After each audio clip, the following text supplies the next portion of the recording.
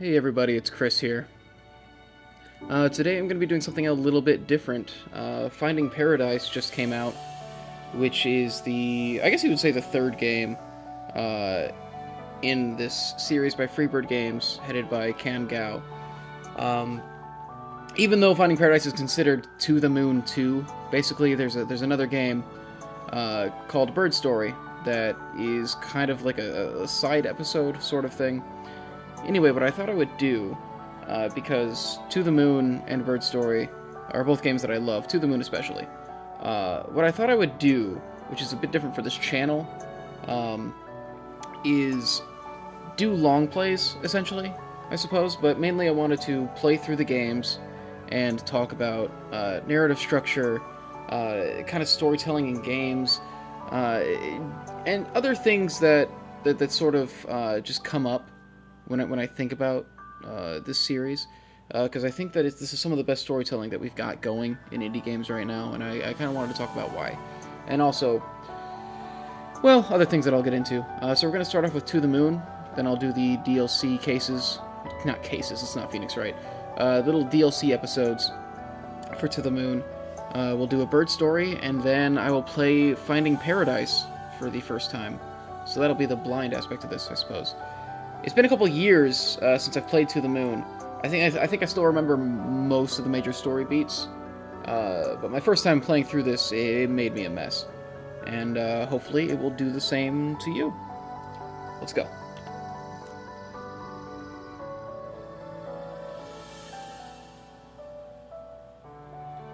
The music is phenomenal.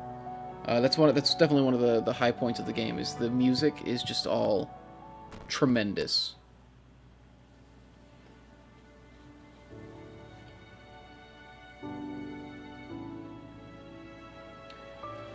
I should say, well, it doesn't really matter. I'm back home for the holidays, and I'm recording at my parents' house in Washington. So, if the sound's a little bit weird, I'm not in my apartment, where I've set up everything for recording. So I hope this comes out okay, but we'll see. I'm also recording things on my laptop for the first time in almost 2 years since I built that PC. All right, here we go. I'm going to try to not ruin the cutscenes, so we'll see how that goes.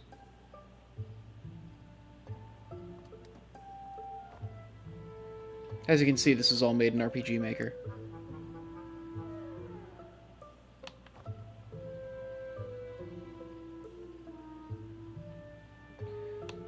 I don't know if I should read this dialogue or not, actually. I generally find it annoying when people...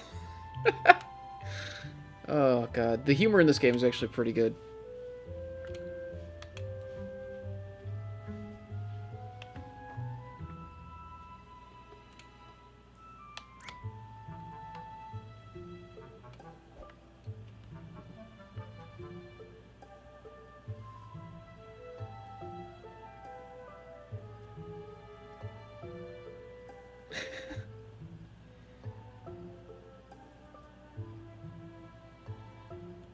This is a very dialogue-heavy game, though, so maybe I should read it. I'm not sure.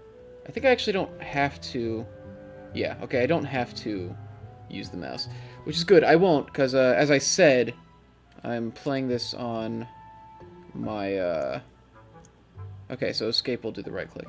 I'm playing this on my laptop, which I haven't done recording on in a long time, so I just got the touchpad, and the mouse button is very clicky on it, so I'm going to try to not use it.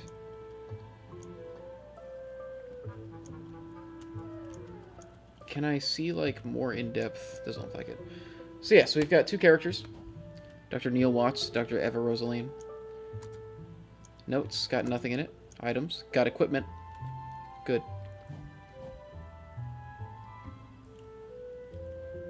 I believe this is... yeah.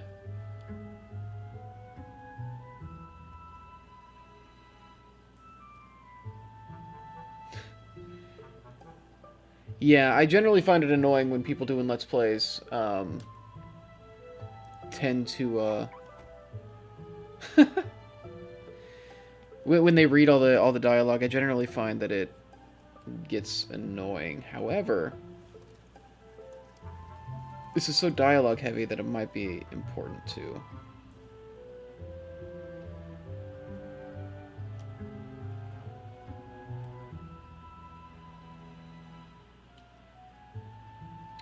Mainly because when there's female characters to jack it with.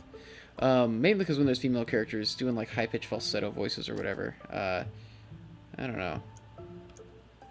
Abort mission and go home. Let's do it.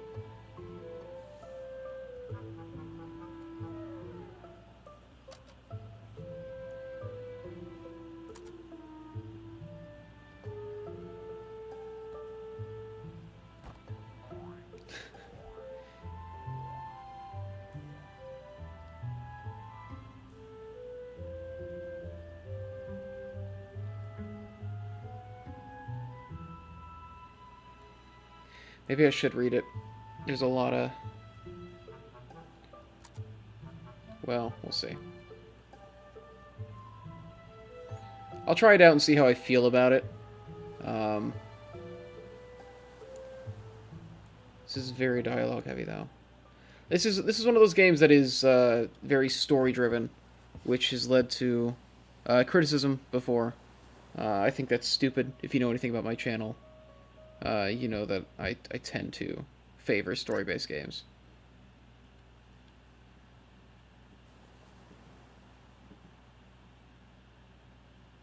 This game really does a phenomenal job of kind of just dropping you in, building intrigue pretty quickly, though.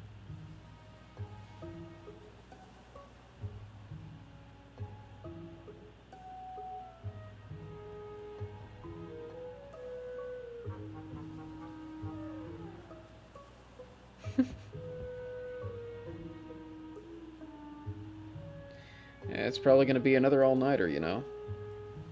I know. I would need different voices for them, though. Yeah, I don't know.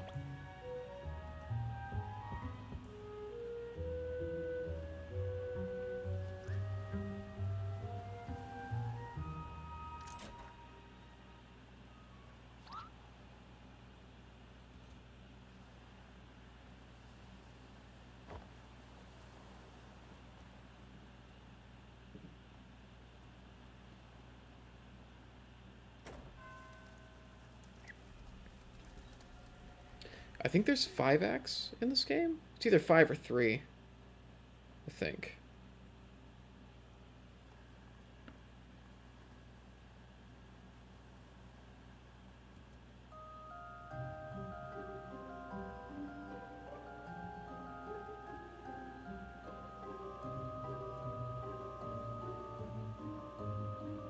Also, this will be a speed run, just so you know.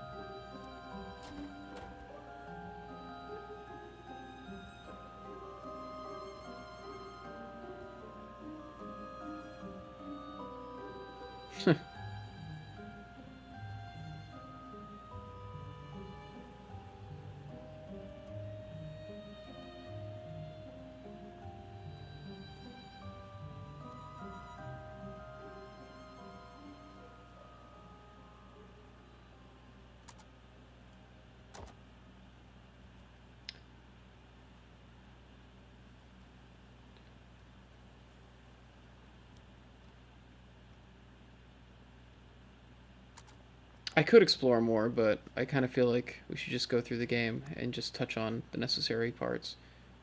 Whoever gets the first gets to play the melody. This song is a pretty big song in the game.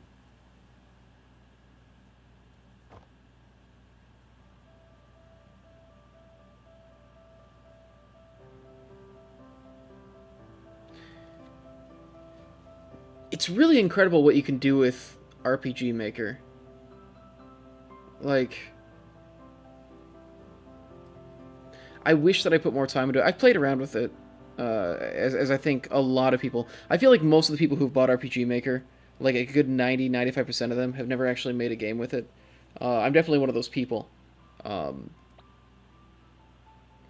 I think that you can really do phenomenal things with just a little bit. With just a couple tools. If you have a good idea, and you, why can't I move? Can't you move with WASD in this? Does it have to be the R keys? I thought I was moving with WASD. Maybe I'm lying.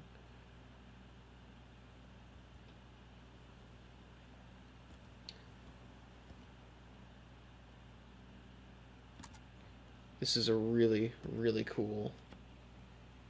I love this.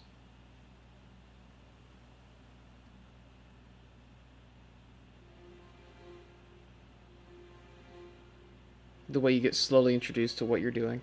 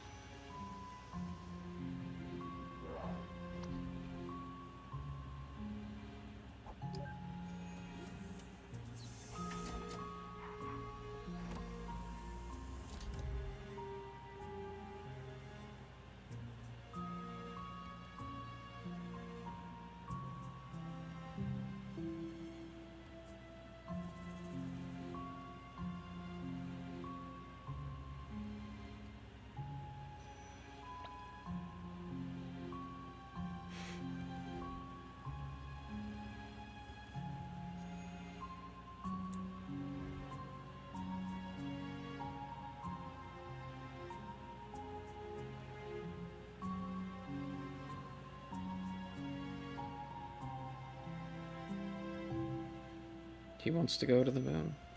There's the title of the game. So...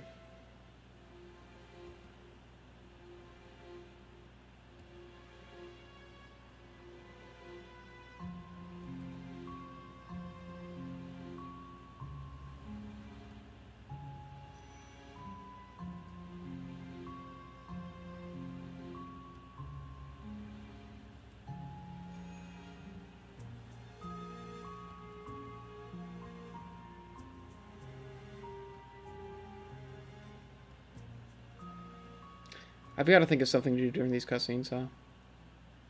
Alright. Which one of us plays detective? Who goes to search the house? That's right. Last time I played this, I think I picked Watts. I picked Neil. So let's see what Rosaline's... Thanks for the offer. I'm busy leaving a footprint on this chair. Right. Do continue. Tommy and Sarah can show you around. They're probably at the piano downstairs. So as I said, this game is predominantly story-driven. There's not a lot in terms of gameplay.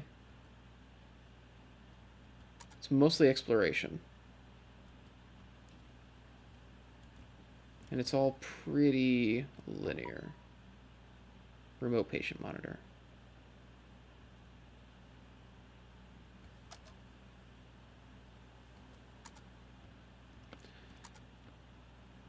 I don't know that I ever actually...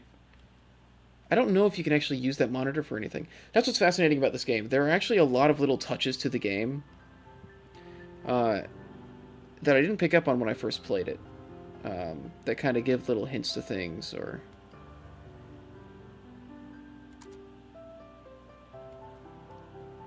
As I said, instead of... The way I tend to play games, I tend to examine every little thing and do everything possible before I move on. Here, I'm just going to play through the main story. Not that there's a lot of side stuff you can do, but as far as like looking at all the stuff, all the item descriptions and everything. There's a giant candy cane on top of a high shelf that we can't reach. It's in the kitchen.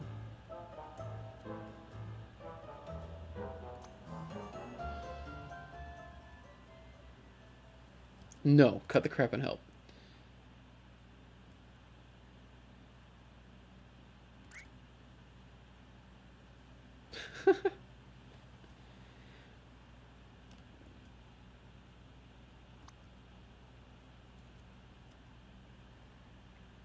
I wonder, could I actually... I can't remember how similar this is to Neil's funny room.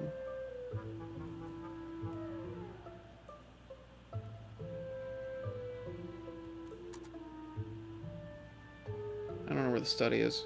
Just have to look around until I find it, I guess. This is the kitchen, judging by the sink. Let's see. Is there a run button? I can't remember. This is the book room. The key to the funny room is in the thickest book on the upper shelf. How do they know all this? Right.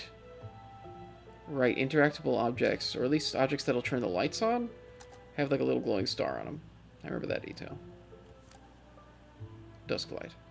The tale of a girl who fell in love with a zombie who emitted the smell of daisies when showered with gentle sunlight. Why not? Let's do it. Oh.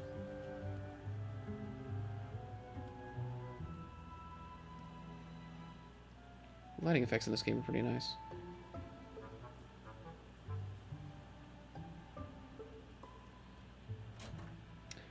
I find writing children is always an interesting and kind of difficult aspect whenever you write anything, basically.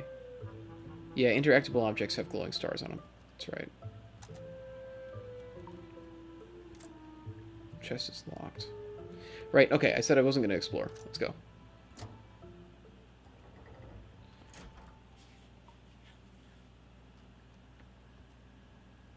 Are you guys ready for the jump scare? Oh, shit.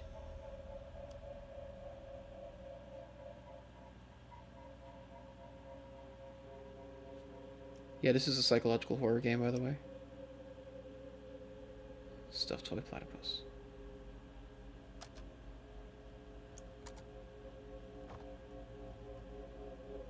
A rabbit folded out of paper.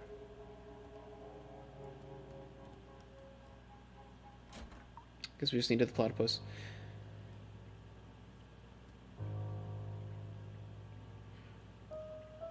What can you tell me about the Reapers?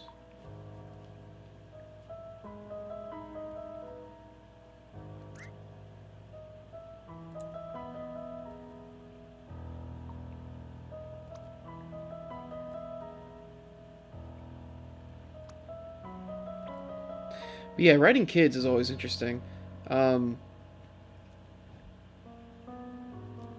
I never know if they're being written well or not. We should definitely go to the lighthouse, though.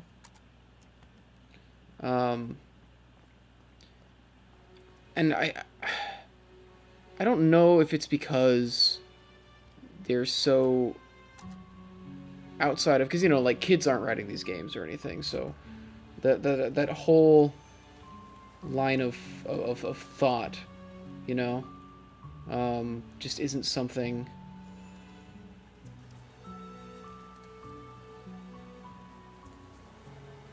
Right, I have to go down and around the path. Okay. Right, so as far as writing kids go, you know, like, you have to try to write them, like, more infantile than you're used to thinking. And I feel like sometimes that can just come off as being kind of fake, I guess, but at the same time, like, what are you gonna do? You know, you're not a kid. Do you hire a kid to write those scenes? I don't know. I don't think it's very badly done in this game in particular. It's just something I think about every now and then. Okay, wait, how do I actually... This game's hard, guys. Is it through here?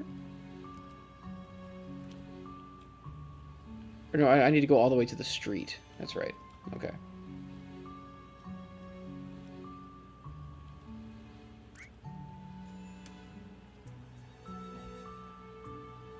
Novelty beach ball. See, because then the kids have something like novelty. And so it feels like their age is, like, changing. From sentence to sentence. So like there he's like, oh, Kita, but then he's like, my novelty beach ball, in another sentence. And it's kind of like...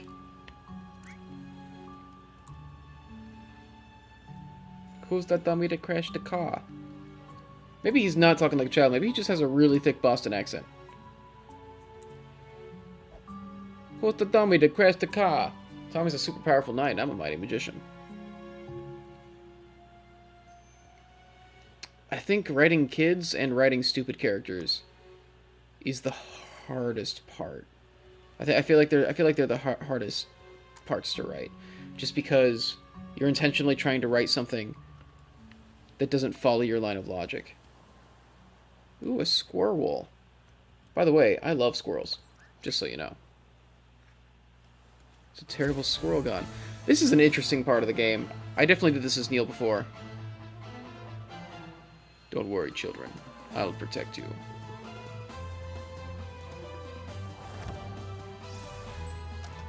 Sarah Quinn. Attack. Shoo. Roll one slap. Yelling volume. Loudest. Your, time is at an end. Squirrel on. To maw you animal abuse. Jesus Christ.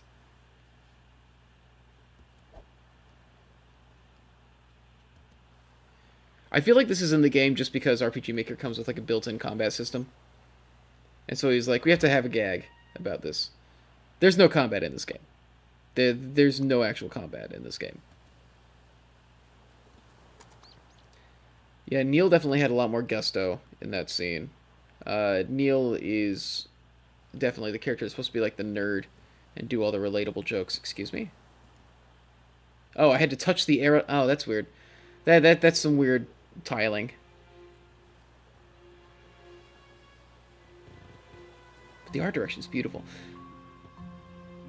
You don't need, like, incredible graphics to make stuff that looks good. It's so much of it is about composition, you know? That said, this is pretty darn good sprite work. But it's not like the best sprite work, but it's still gorgeous. Memory of River E. Wiles.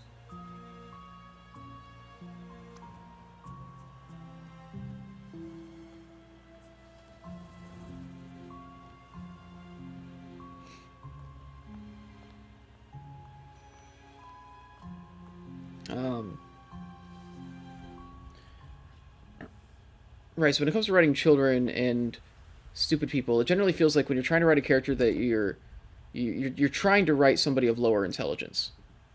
A multicolored paper rabbit. It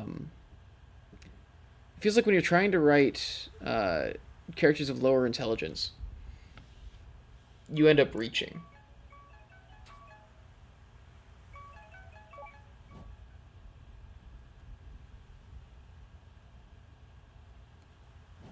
I know that was one of the harder parts of Gareth. My film Uncle Gareth that I wrote and directed largely features a 7-year-old girl. Like, she's one of the main characters. And writing her was what I was most worried about.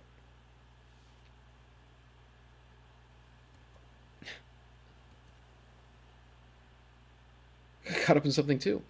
It's called our job.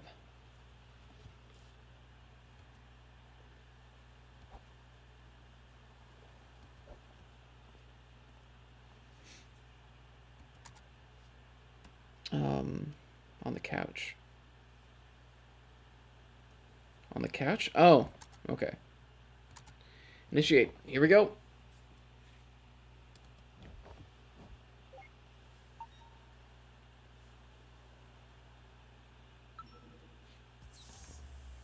Here is the crux of the game, and it's a really, really cool one.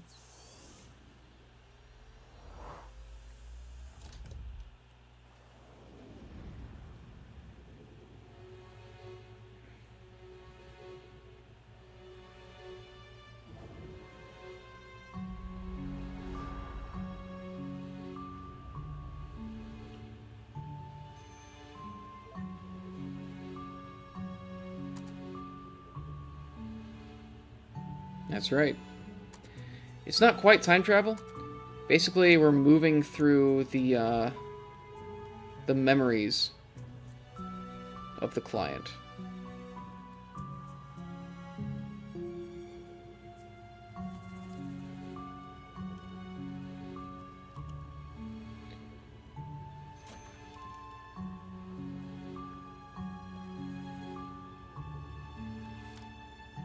For River by Johnny H. Wiles.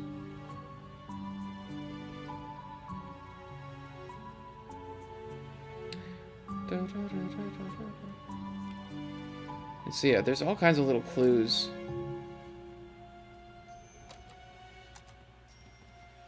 hidden around the world. And it's kind of the main gameplay, is exploring and trying to piece together the past, more or less.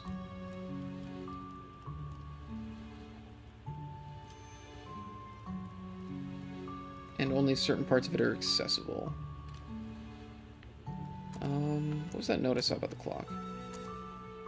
Clocks in Johnny's house never tick. That's right. I actually don't know if it's possible to miss any clues or not.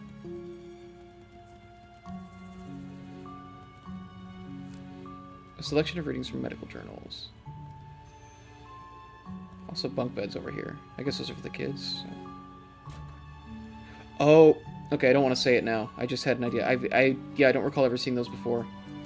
I don't want to say what that made me think of, though. Just in case there's somebody seeing this for the first time right now.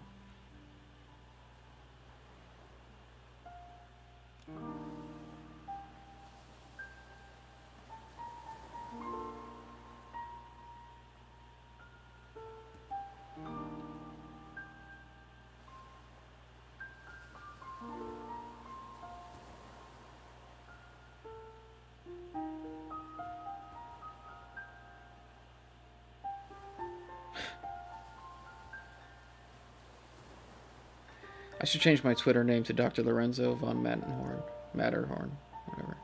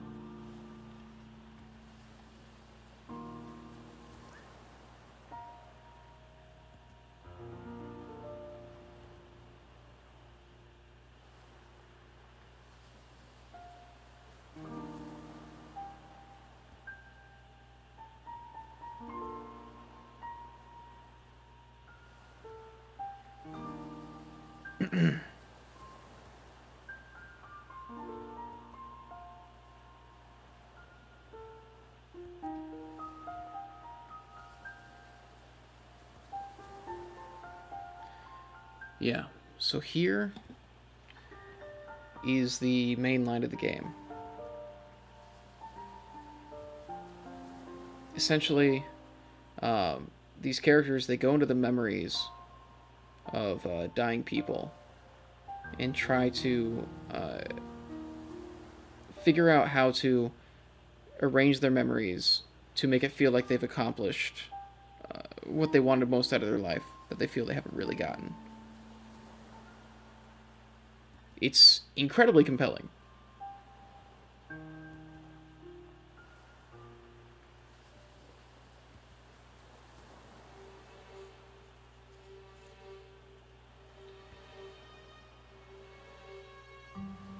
But in order to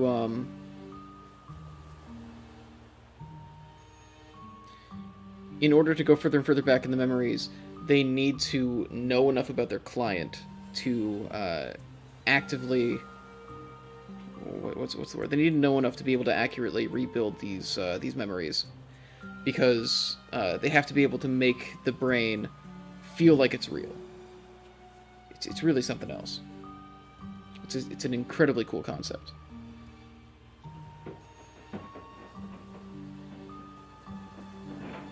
I don't know if you can hear the ice machine in my parents' fridge going off right now. I'm out in the living room. Everybody else is asleep.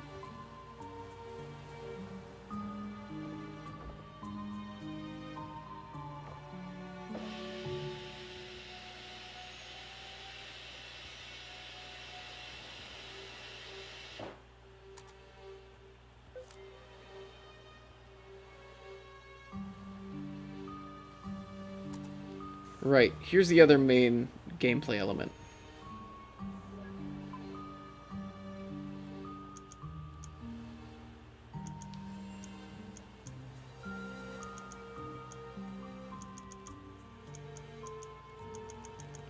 Click the orbs to flip pieces. That's right, and we got to do it in 2? How do we do it in 2? I'm generally trying to remember. Oh, yeah, it's... Right. So that's super easy. I think my first time through, there's one that I didn't manage to get the ideal amount on. So those mementos let you travel back in time further. I wonder if I got all the notes. I guess I can't go back any further back here. Okay, I'm doing that thing I told you. Like I said, like when I play games, I tend to explore absolutely everything. Okay.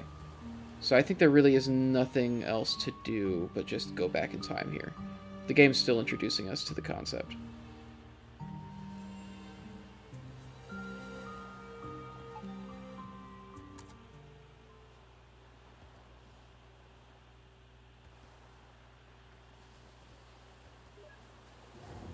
Right. So basically, we're slowly working through his memories to restructure his entire life to make him an astronaut so that he'll go to the moon. In his mind. It's really something else.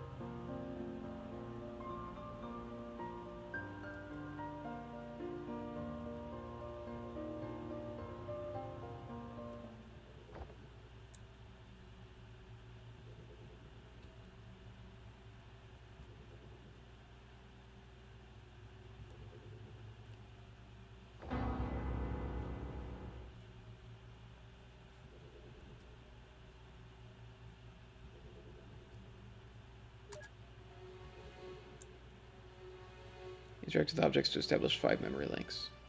That's right, okay. That's the memento. There we go. The clock is moving but soundless. Okay, so that... I would have gotten the note for the clock there. I think that you actually can't miss any notes or anything.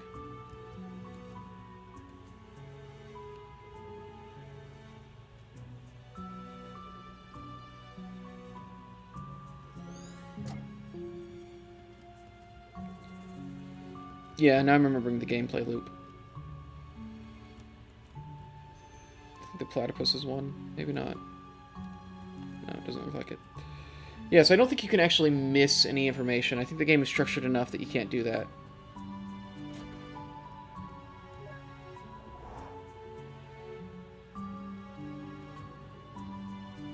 That's a bottle of pickled olives.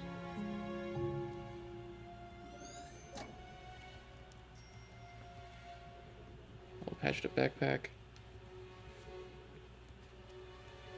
Yeah, and so all of these things I interact with that give me the memory orbs are somewhat important items.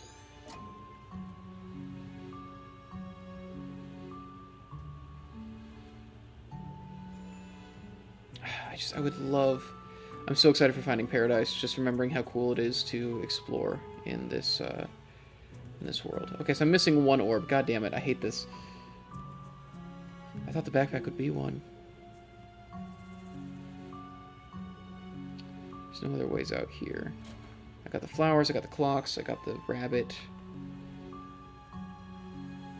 That umbrella's our final destination. Is it really not the platypus?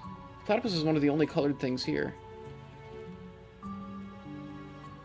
That's basically what it is the items that you see that stand out that are colored.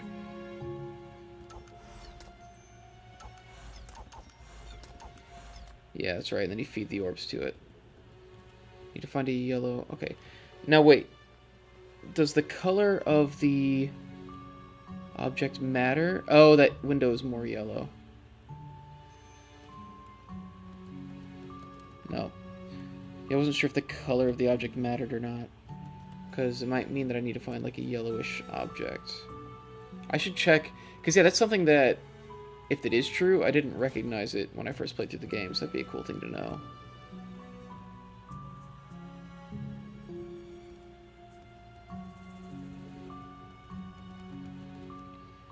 Oh man, this game's kicking my ass. I have no idea where to look. It's the Dark Souls of point-and-click adventure games. I did the olives, I did the... It's not the journals. Oh, I have to approach that book from a certain area. Okay. That's also some weird tiling. I didn't notice these things before. Huh. Hadouken! One of the other complaints about this game every now and then is, that it forces nerd humor or whatever. I think it really just comes down to your personal taste. I find some of the jokes a little cringy, but, like, whatever.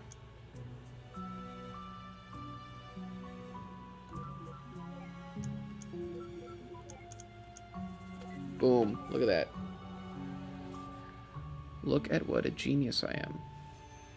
I did that in the ideal number of clicks. So yeah, so you usually get a couple levels like this that don't have a lot of dialogue until you reach a major point, and then it'll be like a really important scene.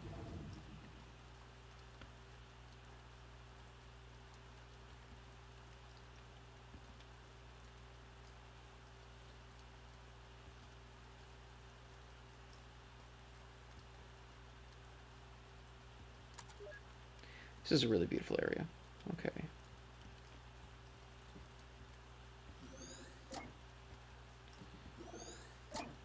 Old stuffed toy platypus.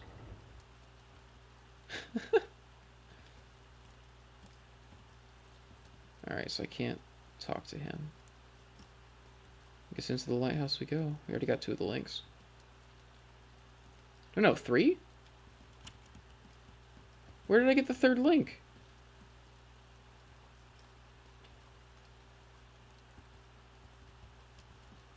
Whatever. It's finished river.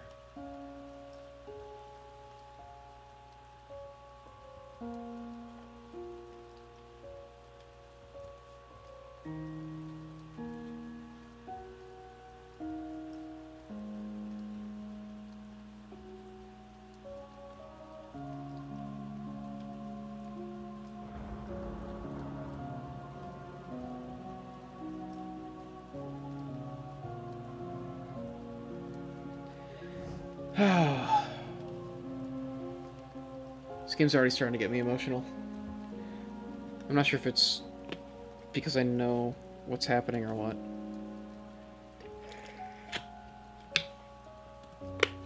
I was just passing by. I know you saw me appear straight in front of you.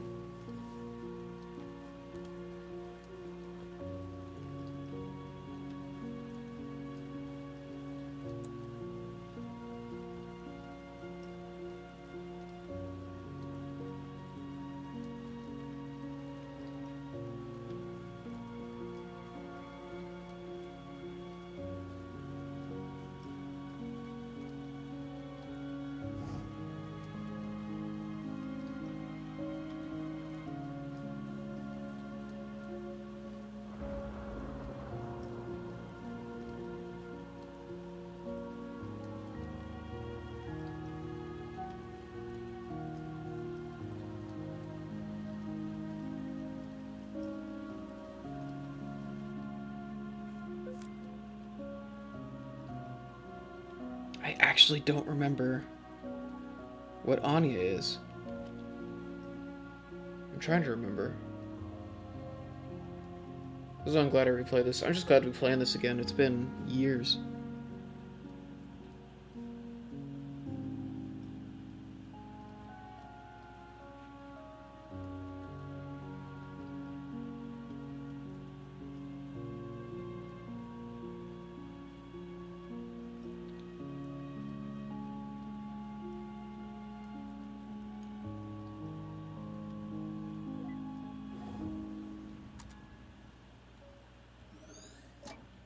broken lighthouse lamp.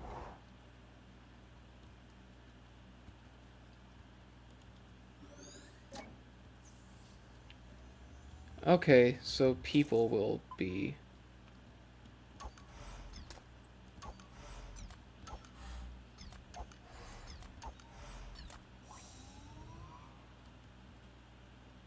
Here we go.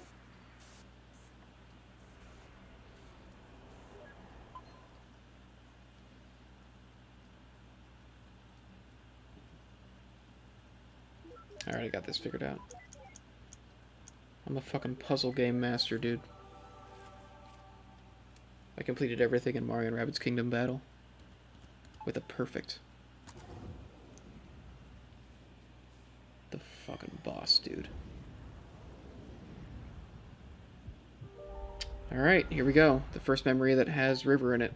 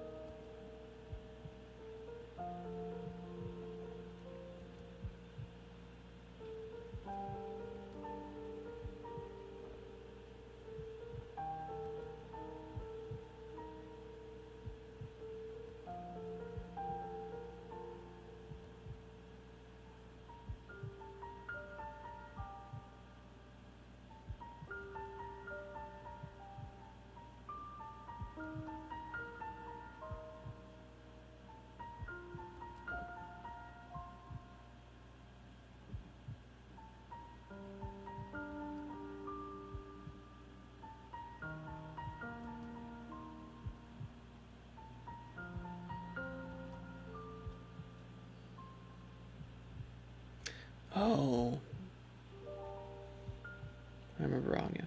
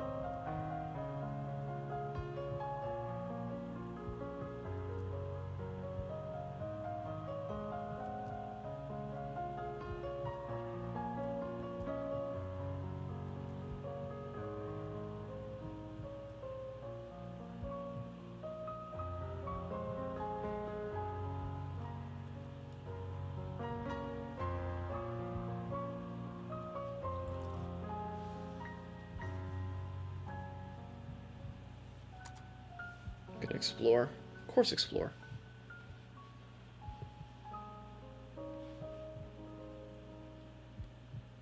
Memory audio to MPA conversion is legal. You brought home over 2,000 songs during my first year on the job. It is interesting how you've got all these, like, gut punch moments like this. But they managed to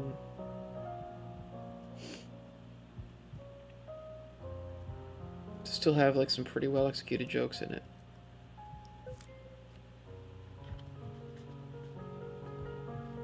So we know that River makes the rabbits. And there's something special about that blue one.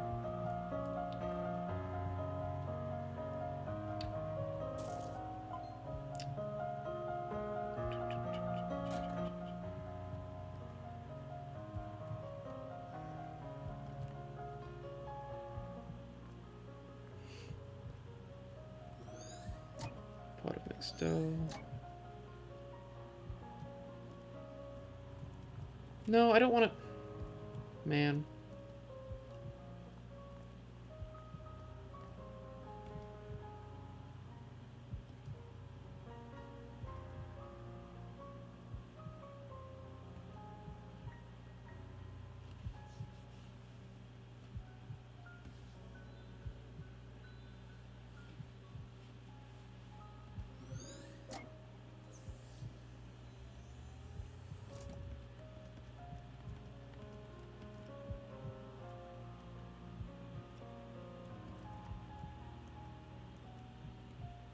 So yeah, this is a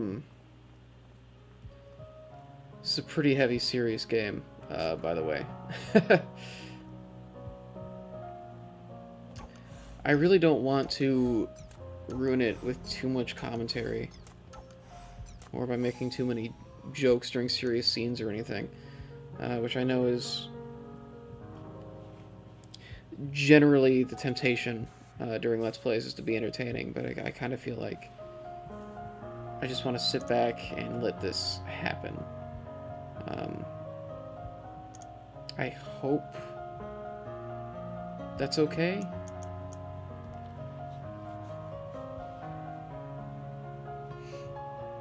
Oh god, what do I do about this one? Ideal 4. You gotta be shitting me.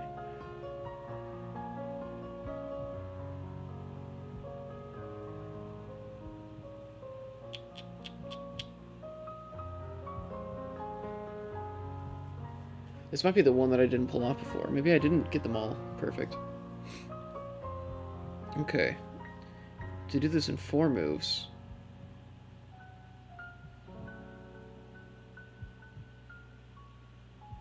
Maybe... Okay, well, if I hit these 3 on the top... 3, that will leave... That will... No, that won't do it. If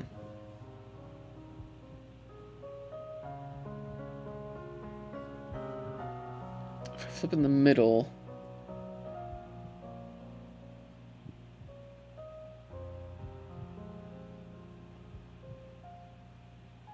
Oh. I think I got it.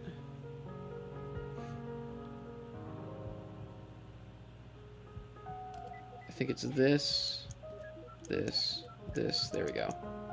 Boom, 4 moves. Yeah, I've played Tetris. How about you?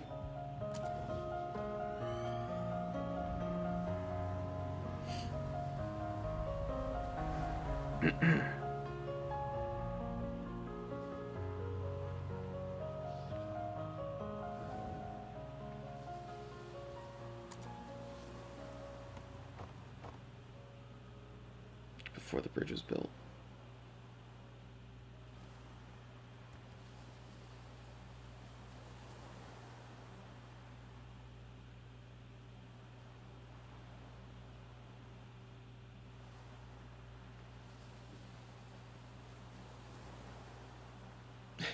Yeah, but they saw this cliff. Thought it wasn't dangerous enough without people living on it. Just a good line. There's just a lot of really good jokes in here. For such a uh, emotionally distraught game. I think that's really the thing. Is I hate when people ask like, "Oh, do you do comedies or dramas?" I'm like, I feel like a lot of the best dramas have good jokes in them. Helps with pacing. Helps with making moments land.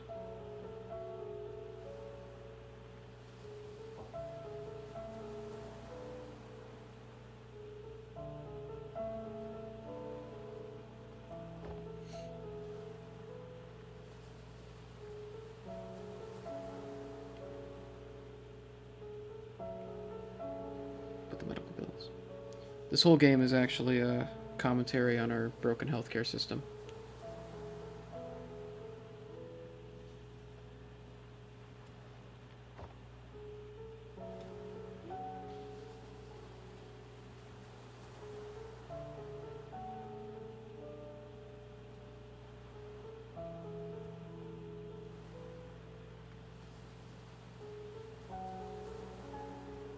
Getting by since the market crashed. This is also a commentary on the Great Recession.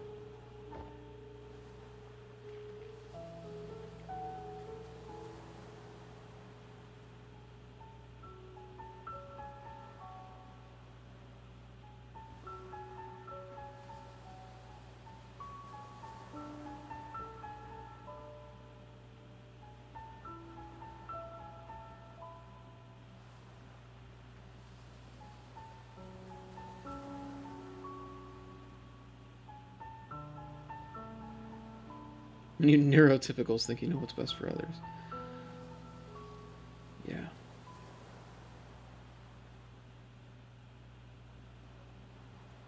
I don't think I picked up on that line before.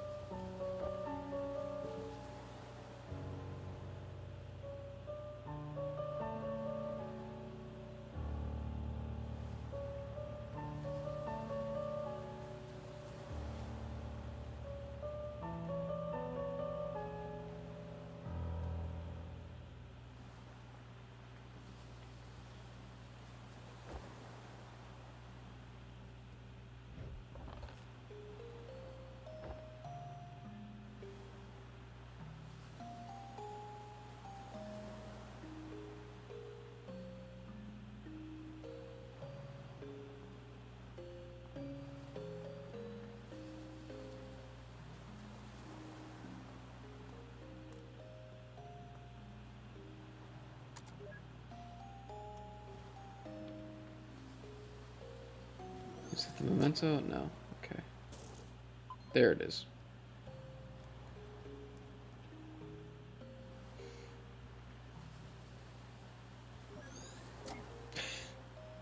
Alright, there we go.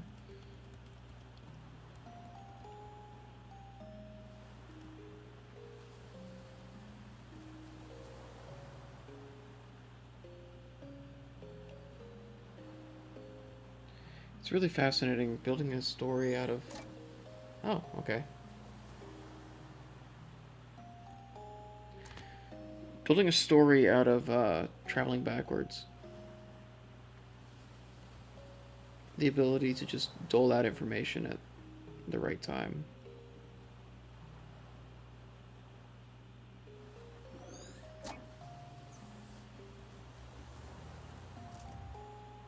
Alright, here we go.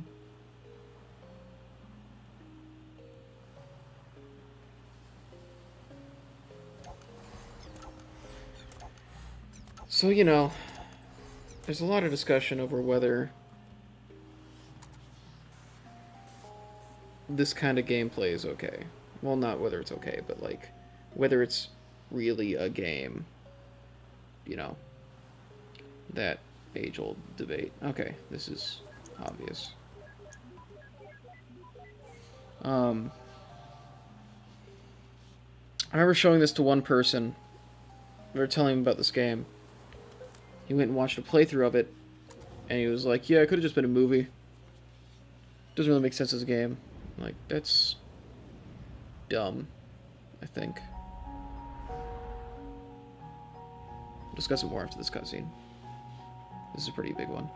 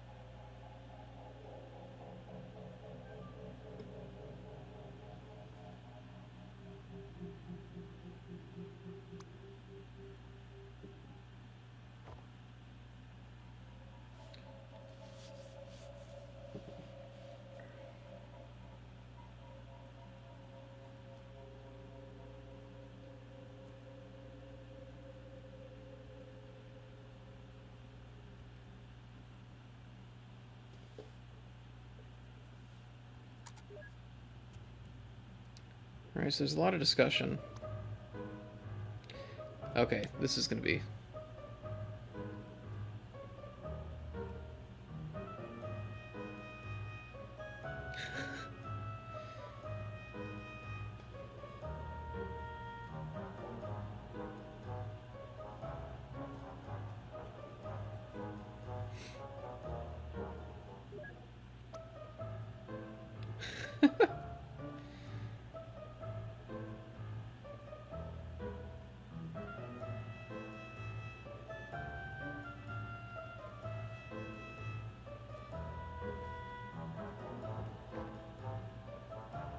Thanks, bro.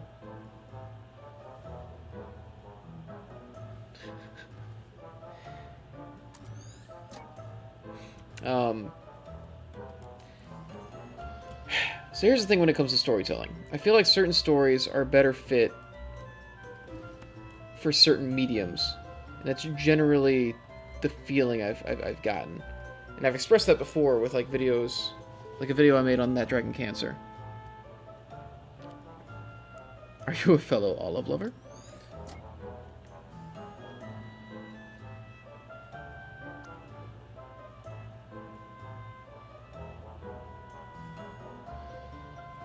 Oh god, he's gonna hate these.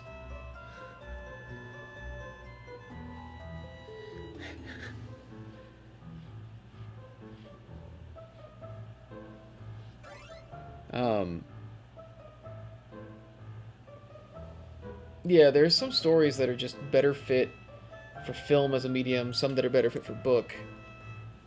And it really depends on the kind of story that you're trying to tell.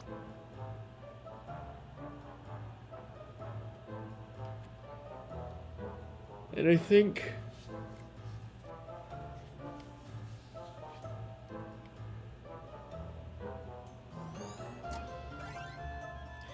that a lot of stories that work in film honestly could work in games. Because the thing with games is that they use... I'm getting distracted by the actual cutscene. What else is wrong with society today?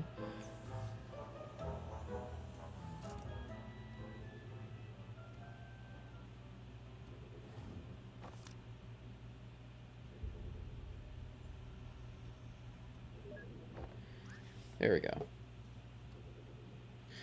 So this could work as a film, but I feel like you would lose some of it. Because I feel like a huge part of the appeal of this story is being able to sit in the moments.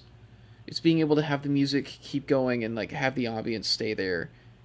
And it's part of actively feeling it. Even though you're not doing a lot gameplay-wise, it still feels like you're exploring this mystery.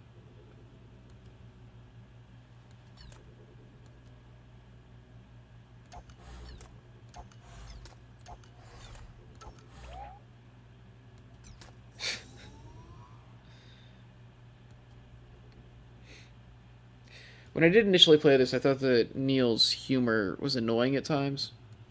I thought some of the jokes were cringy, and then I started feeling like that might be kind of the point. Because it's some stuff that happens, well, later, I guess. Oh, shoot, that's right. What do I do here? Do it in 4. Let's see.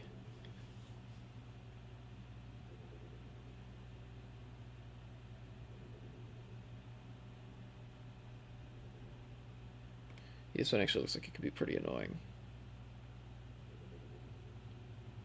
In 4.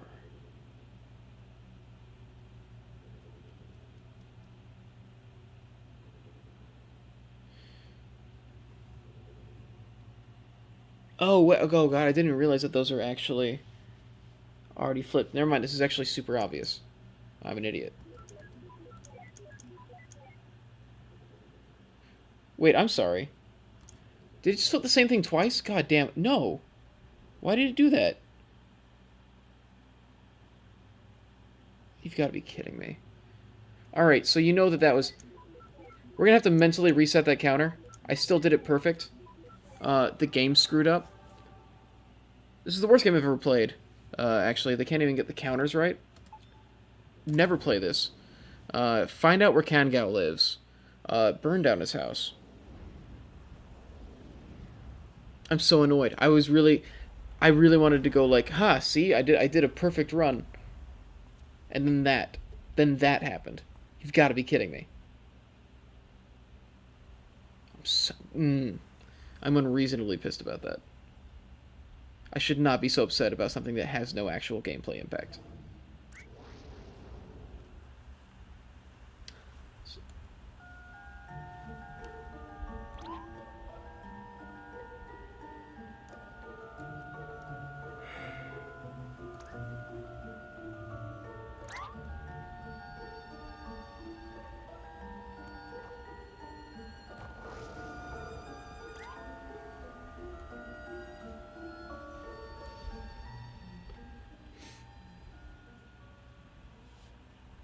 Yeah, I feel like his humor being annoying is part of his character.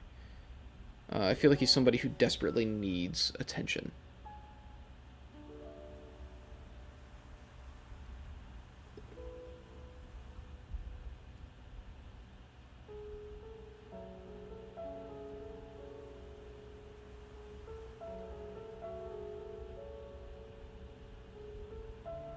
The leaves are a really nice touch in this scene.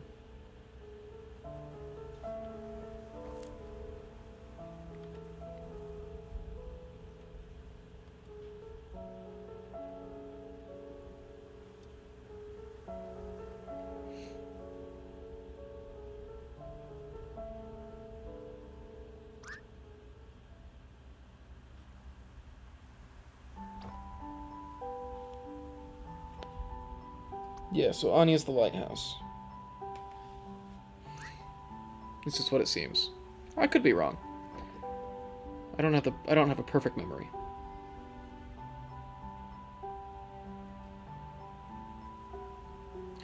Also, can you believe how large that house that they built for 2 people is? I just realized that is a huge house for 2 people. Or at least maybe it feels that way to me because I live in New York, but like, it feels gigantic.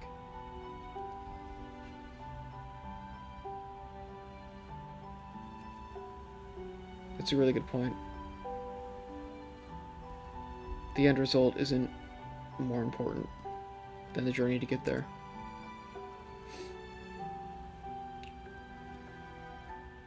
Feels like something that would be good to remember, actually. Just that,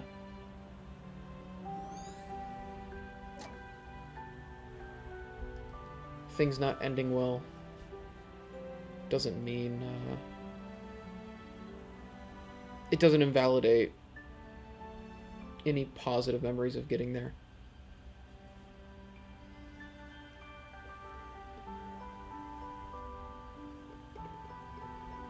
See Stranger Things in the course of the job. It's cool that you have enough time to watch Netflix. Heyo! Humor. Did you know I do stand-up comedy? And sketch comedy, and just comedy in general. Did you know that I consider myself a funny person? That right there is a prime example as of why. Also, I like how every time I take a drink from this water bottle, it makes very odd sounding noises.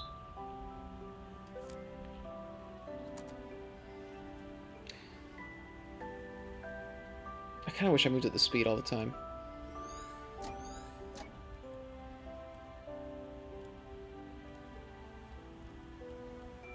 Something change when they go up there? No, okay. Just going through all the memories of that day. I actually should just download the soundtrack and put it on my phone. I've been getting really into game soundtracks lately.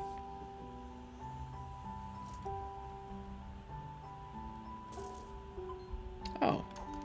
Here's a memento. Just this rabbit.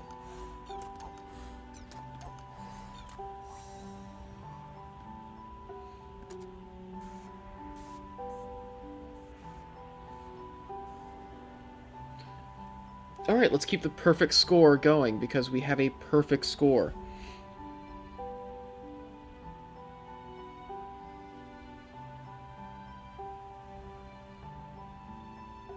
I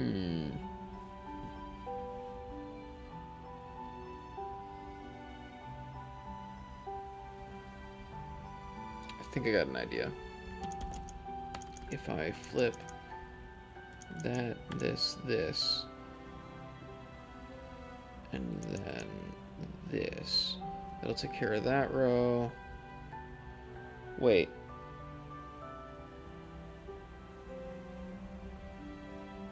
Wait. I might be missing something still. Yeah, that won't work.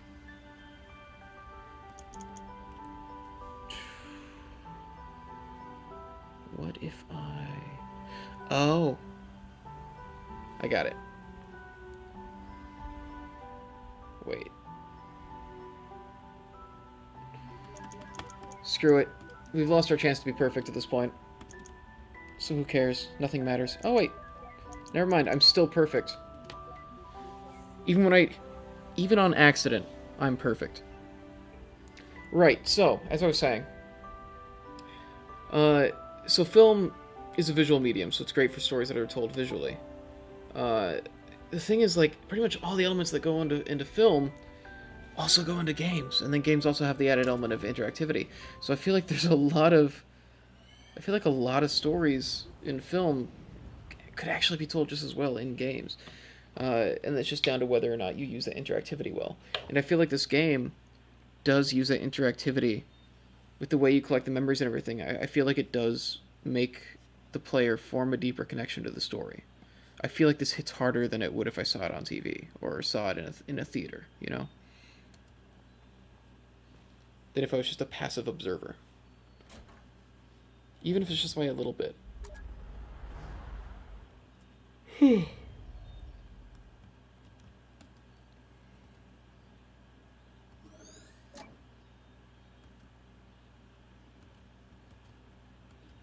I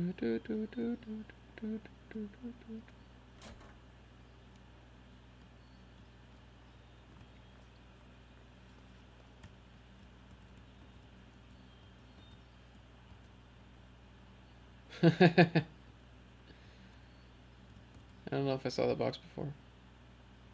An old baby grand piano.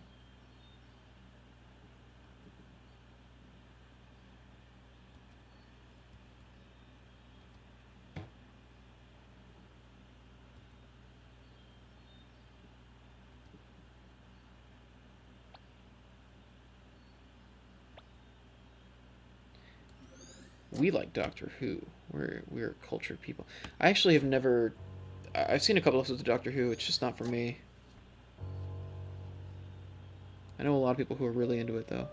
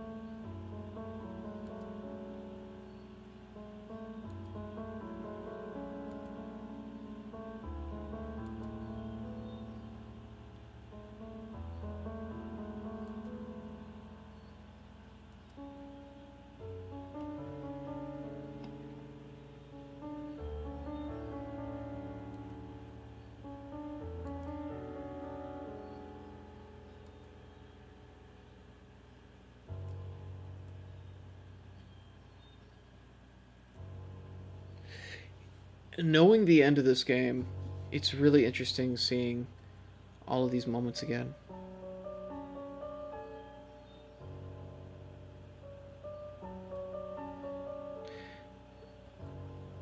And I think you all by now have probably figured out that she's. I don't know if they ever explicitly say that she's autistic, but it seems pretty clear that she's on the spectrum. Um, and they heavily imply it a lot.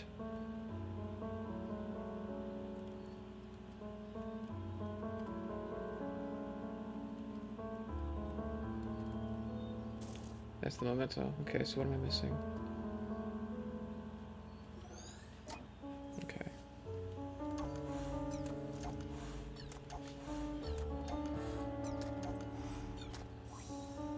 Knowing how it all comes together, it's making it a lot easier to like appreciate how all these little elements really just kind of come together to tell like a story exactly how it needs to be told. I think that's what I love so much about this. This is super obvious. There we go.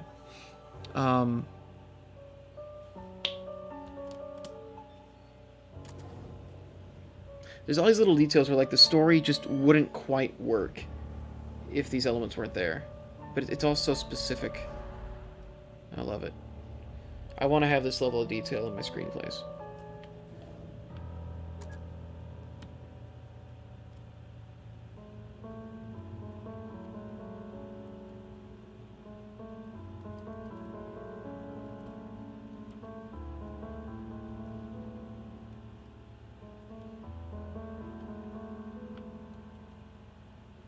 Please let me move faster.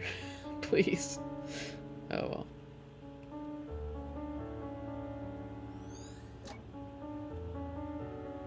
Oh, did I miss one? Well, we'll see. Yeah, I don't think that the color of the objects you look at actually has anything to do with the color of the memory orbs or anything.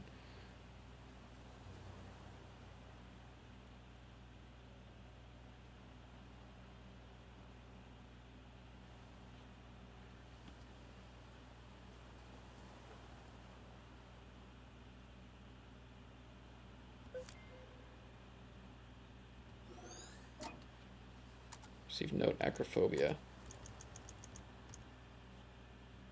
Johnny and River apparently didn't have. Oh, that's good.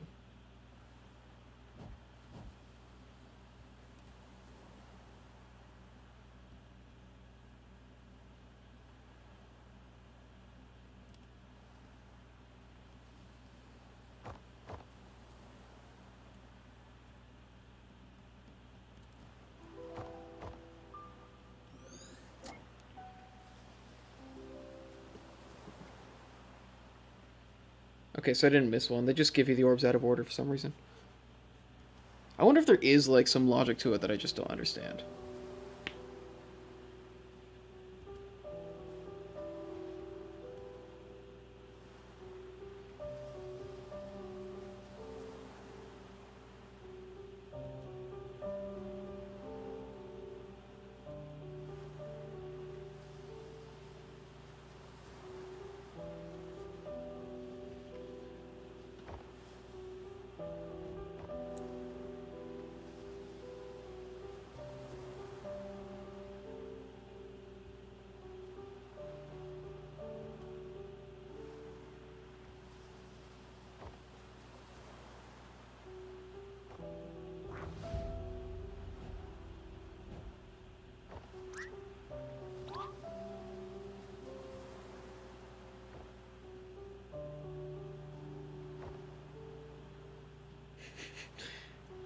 Just the the movement on the tiles.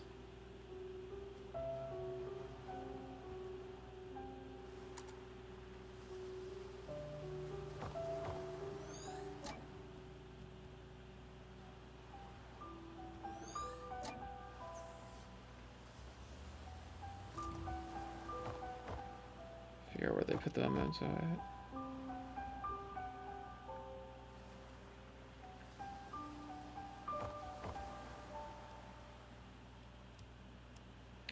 I love indie games, dude. Just when you can tell that just the whole project was crafted with one thing in mind. Indie games like capture that better than anything because it's such a small team that they are all focused on the same objective, really.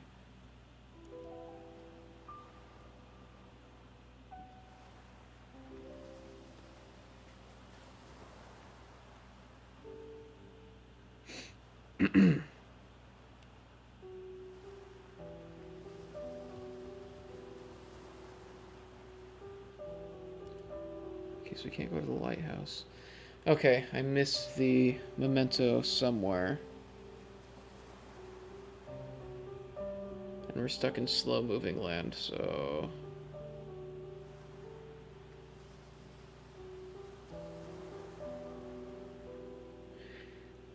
It's gotta be in that last area, with the way that they fed the memories to us. Like, it has to be somewhere over there. It was probably, like, right there, and I just completely missed it.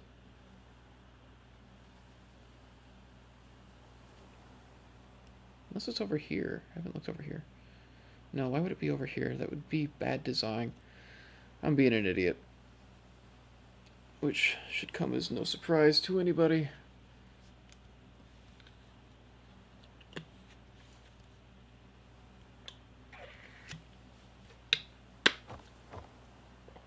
Let's see.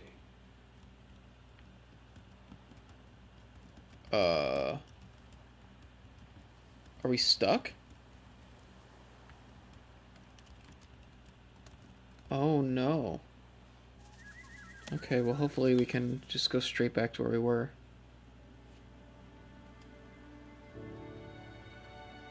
Oh no, how much did we lose? How much did we lose?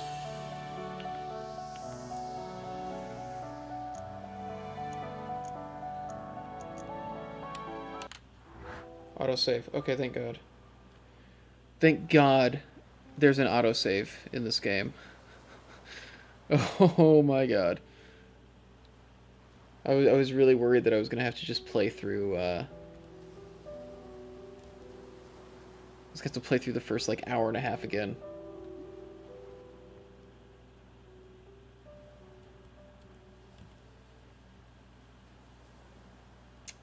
I don't think I've ever had the game do that to me before. Granted, I only played it through that one time, but let's not take that log, just in case it's some bizarre thing in the coding that will pop up again. Okay, we're good, we're good.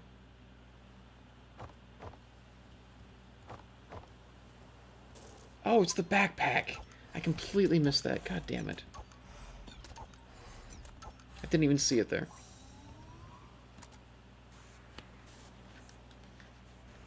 Let's see.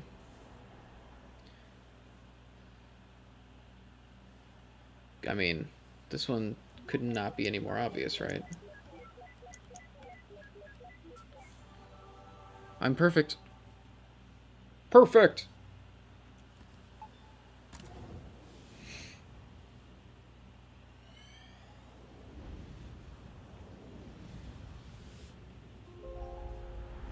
Oh, I love this. I love this scene, actually. I love this scene because of a really stupid reason, but I love this scene. Not this cutscene here, but this location, what you do in this memory. I love it.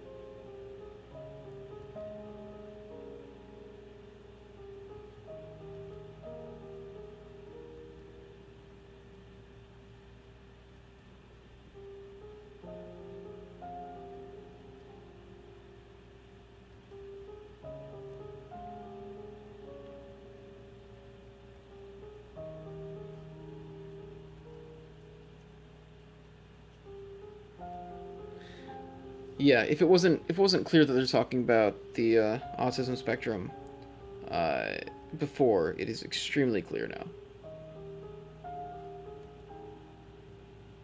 I feel like this is the point of the story where it gets the most exposition-y. Um, and I'm not sure if it's just because he's trying to explain how it works to people or what, but this is the one part of the story where I feel like I feel like it's the writer going out of his way to tell us something. It's what I thought the first time I played it too.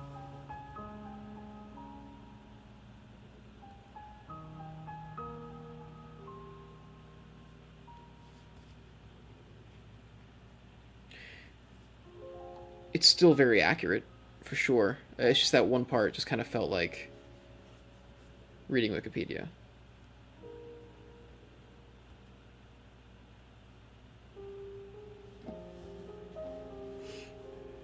I gotta adjust myself.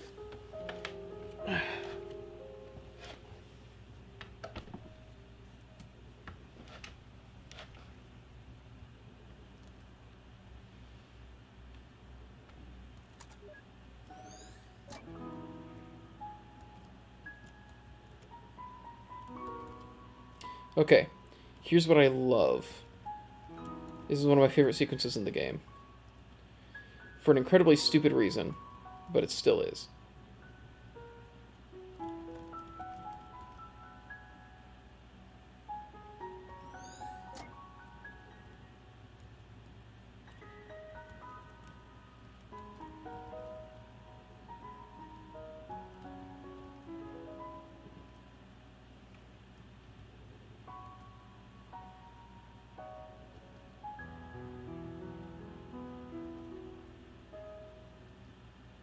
I can't remember why The Emperor's New Clothes is important. I can't remember why they picked this book. Actually, here it is. This is why I love this scene. Animorphs, man. They asked questions about it, and I knew the answers because I was obsessed with Animorphs when I was in middle school. I read one a day. Like, literally, one a day. I read through the entire series in one grade.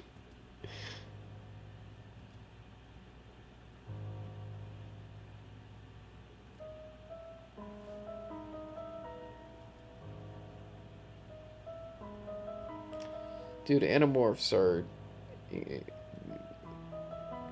not for children. That shit gets so dark. I remember the TV show. That was awkwardly done. A good Animorphs TV show would be really awesome, actually. I think that's if that ends up being the pinnacle of my career, I'm okay with that. I would like to make good Animorphs. And here he just gives you a bunch of information about it, I think.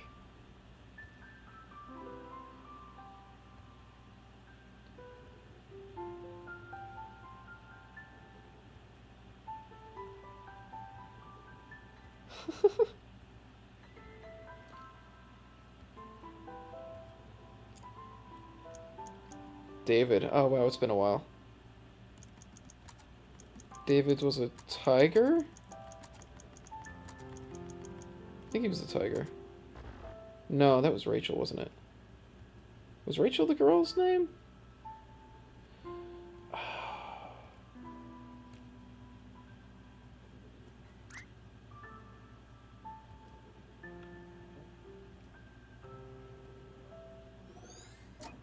I'm trying to remember.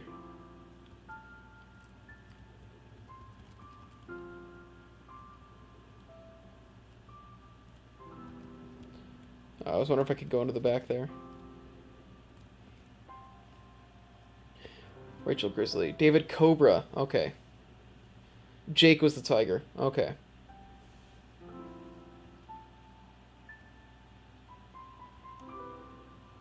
You could have just Googled it?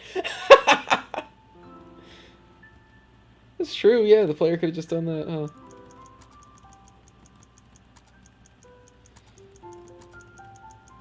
My favorite thing about Animorphs is that the slug people that they fight against are called the Yerk.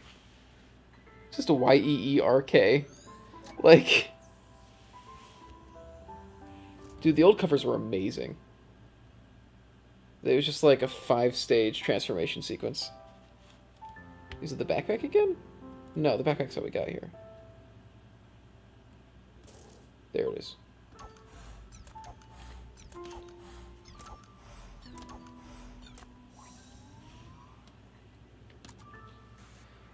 I'm trying to remember the Emperor's New Clothes now and trying to think if maybe it thematically connects to the story in some way that I'm not realizing.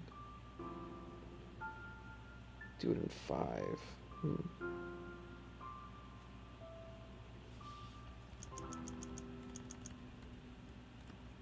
Oh, I can't hit that corner? Okay.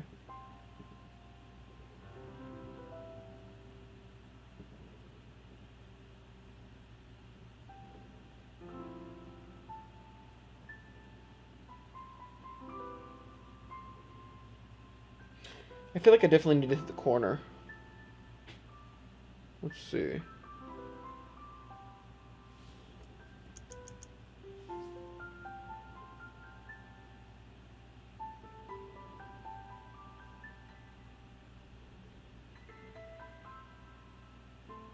Oh, I got it. Super obvious in hindsight. I thought that that might be it at the beginning. And then I was like, no, that's too easy. I should just trust in my instincts. Note, Animorphs.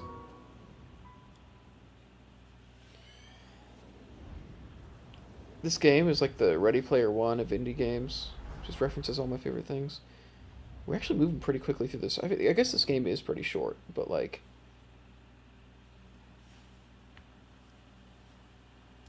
Jesus Christ. That insult. An aged Animorphs book.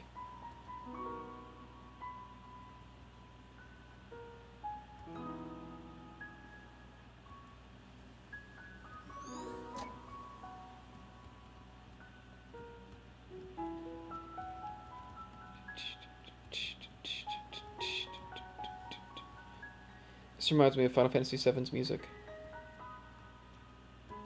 This specific track. Oh, I remember this scene. Oh no. Oh no.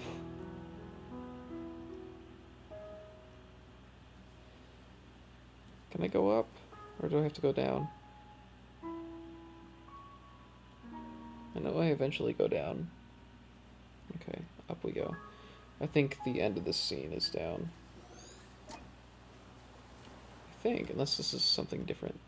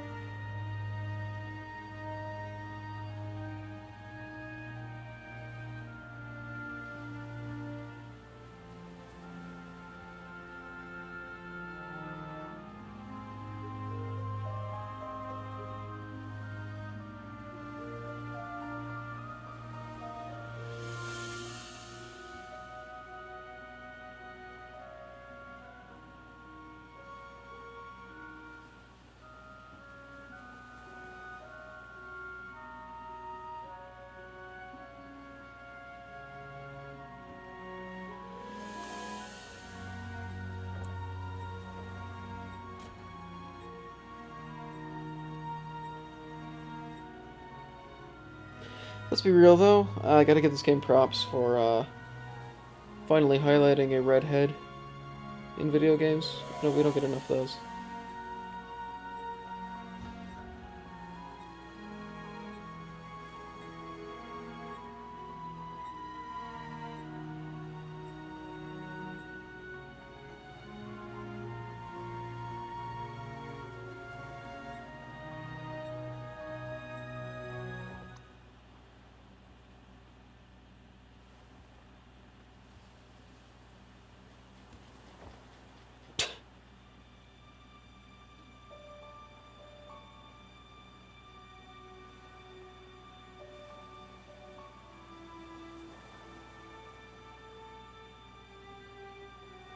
Maybe this wasn't the scene I was thinking of.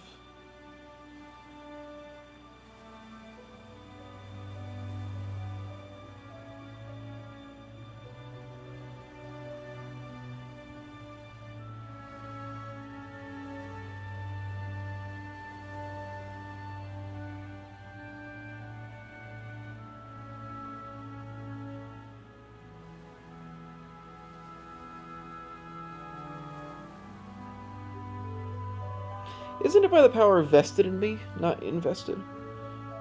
I honestly don't know. I usually tune this guy out when I'm at weddings, but like, I could have sworn it was vested. I don't know though. It matters very little, honestly. I'm just being a pedantic ass.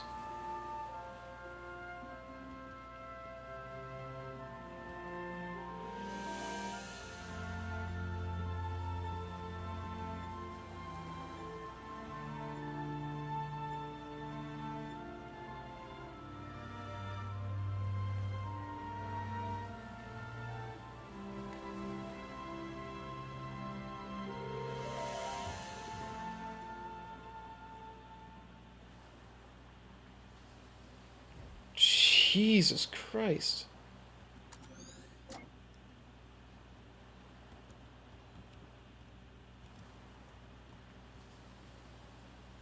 Maybe this is the scene I thought it was.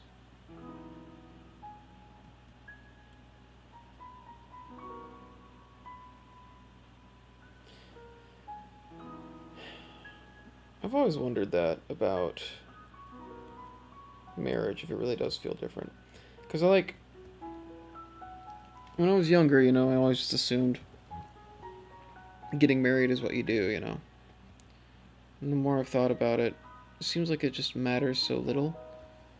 Like, having the ceremony and the rings and everything.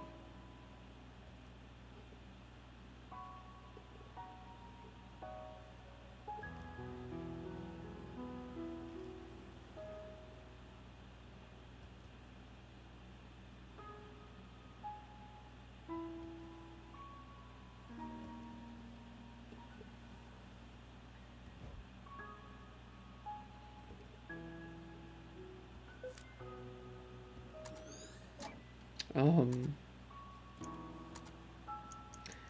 yeah, just like as I get older and I started thinking about like the nature of relationships and our connections to people, um, the more I've just kind of realized that like whether or not it's official or whatever, like marriage-wise, it means very little.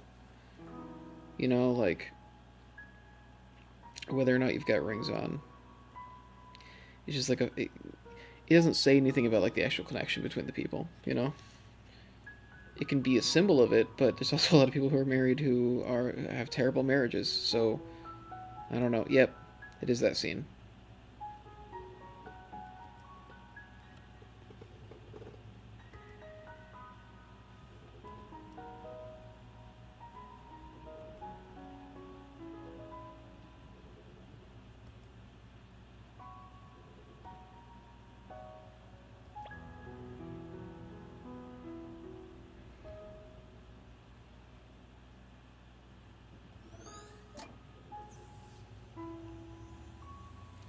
The rabbit's not the memento, right? Oh, oh, it is.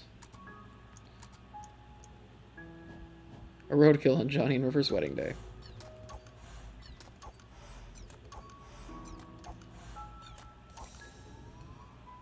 Here we go. Let's prepare a rabbit corpse.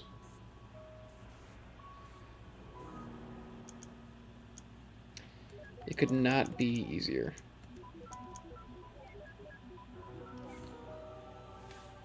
It definitely could be a lot uglier looking roadkill.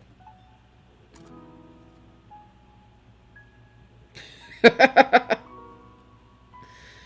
just a good goddamn line. You know it's a fantastic wedding and the memento is roadkill.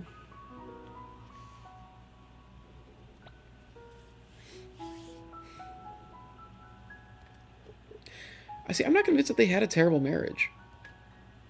It seemed like it was actually a pretty cool, a pretty loving marriage. But both of them act like it was a mistake. Maybe they're just too cynical. I don't know.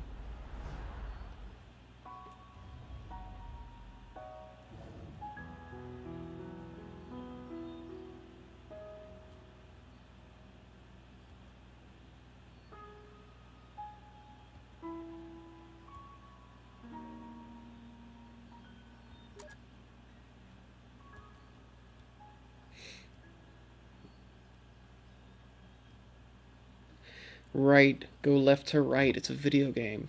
God, I'm an idiot.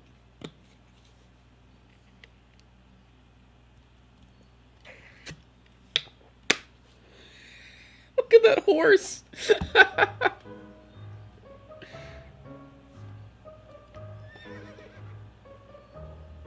Why does that horse look so funny to me?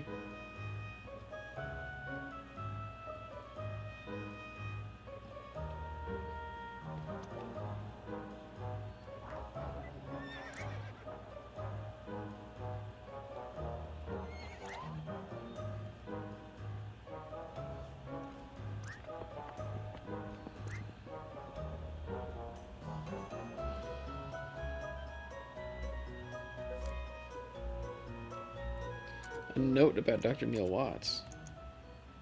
Village idiot. Beautiful. The humor of this game is definitely one of my favorite things.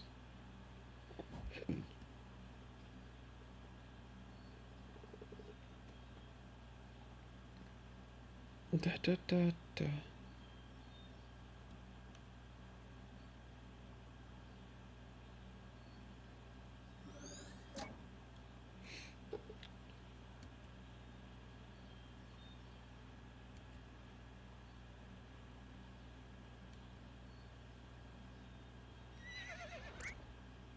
Getting some Harvest Moon vibes. This reminds me of Anna, or just Anne from Harvest Moon 64. Farm Girl.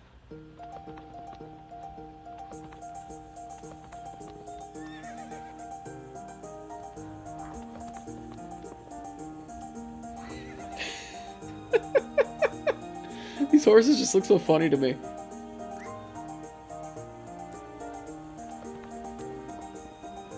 He can just jump off. They can't actually be hurt.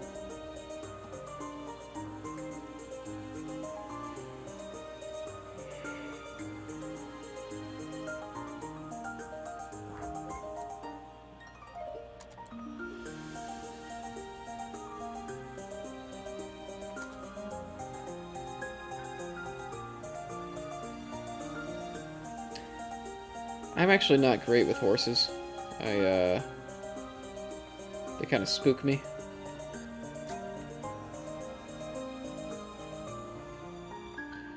Mostly because I can't read them. They are big. They are big creatures that could easily kill me, and I can't tell if... Oh, wow. I can't tell if they hate me and want me dead or not. I have a very hard time reading them. I know a lot of people who are very into horses. I just can't do it. I legitimately don't know where he's gone.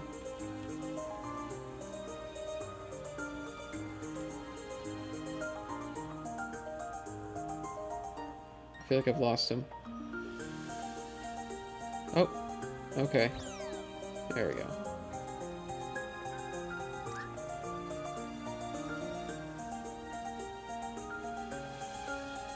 There's something where? Oh.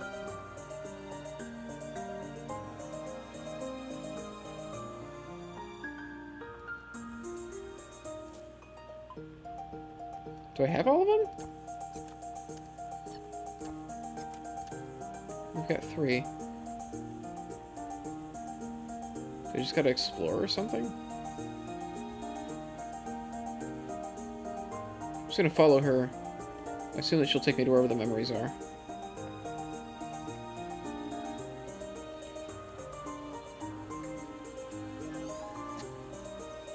Oh, are they? They're riding on top of each other.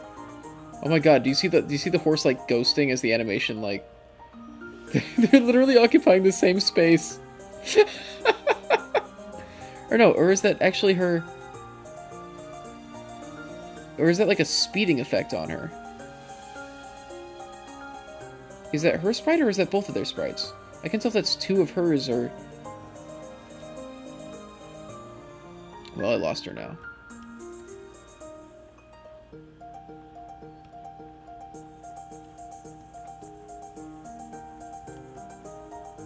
I'm missing a memory link somewhere, and I don't know what to do about it.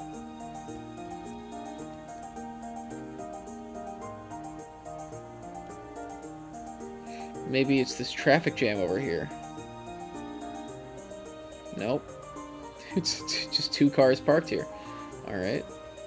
Well, there's gotta be a way out of here somewhere.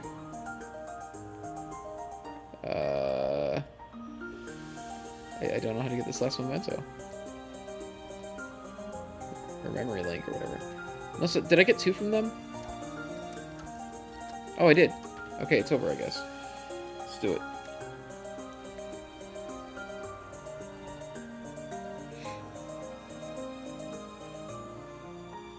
Okay, well this is pretty obvious as well.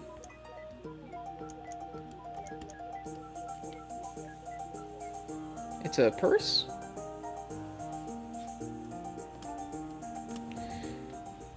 And now I take the horse with me throughout the rest of the game. It becomes an integral character to the story, important part of the plot.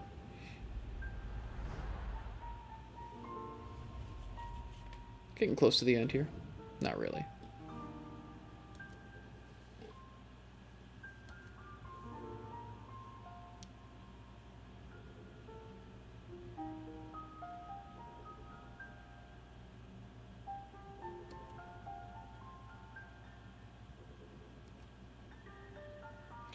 That's right. Pervasive developmental disorder. Also known as PDD-NOS. It's like autism, but not specific enough to diagnose it as autism or something.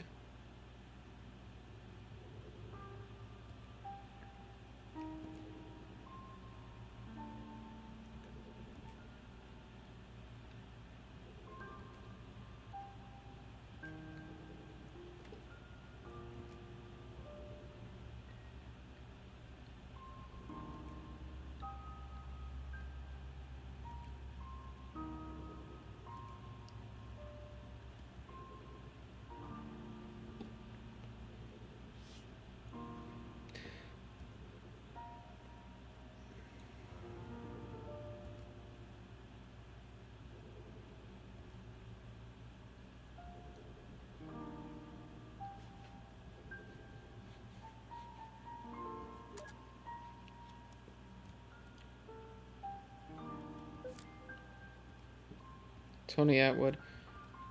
I think the note on him is also just like, he's a well-known autism writer. The author of a series of book on Rivers condition. Yeah. I think this game was partially made with the intent of helping, like, spread awareness.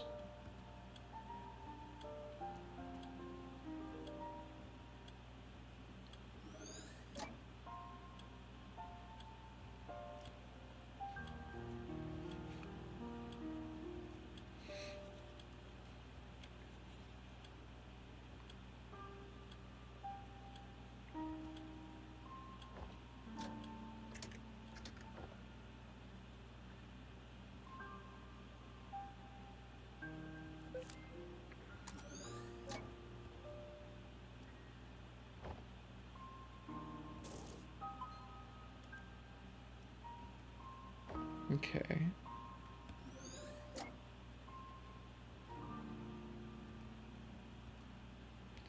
I'm missing something. Is it the bag? Nope.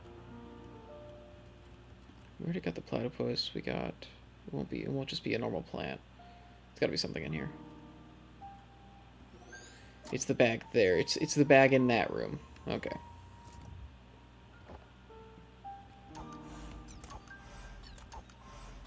Yeah, I think part of the game's goal was to actually help spread awareness of people with PDD and other people on the spectrum.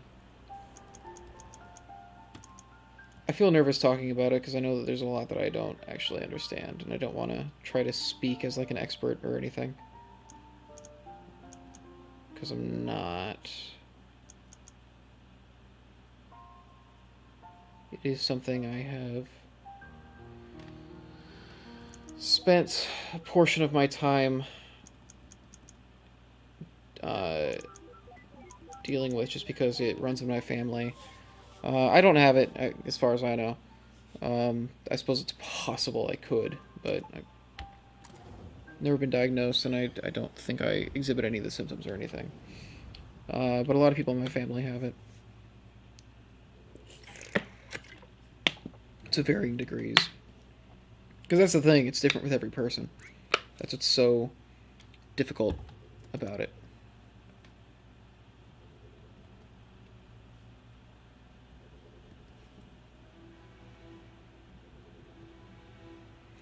Since it's different from person to person, it's way harder to like, I don't know. Well, I mean, you can't cure it, but it's harder to deal with than a lot of other disorders, just because there's no one-size-fits-all solution.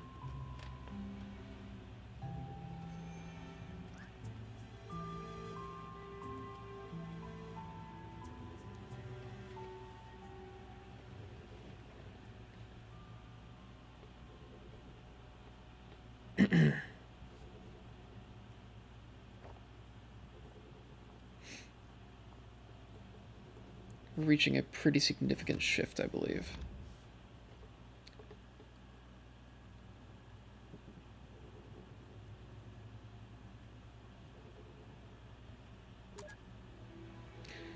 I feel like a bird story, when I do that video, it'll be very different because it has no dialogue, so I won't be worried about speaking over things.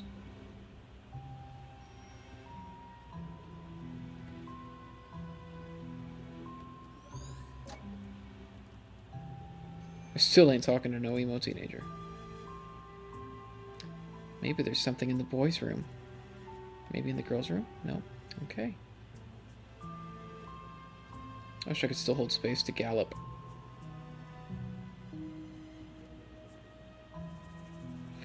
Goodbye.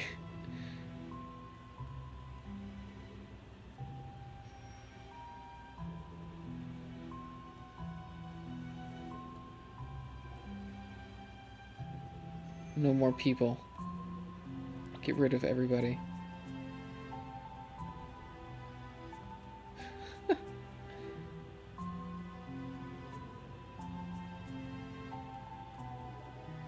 I will remove everybody. No people allowed in this memory.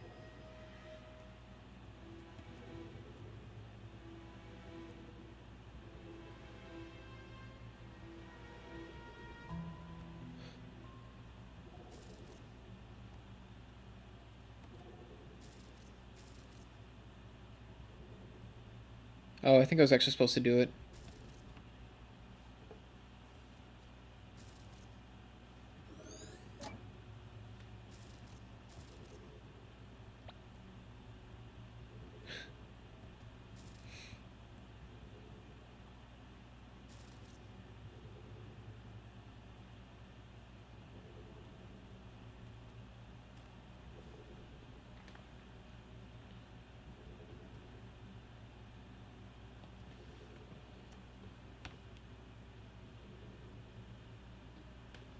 This is kind of creepy. The aesthetic and the sound design here really plays up the isolation.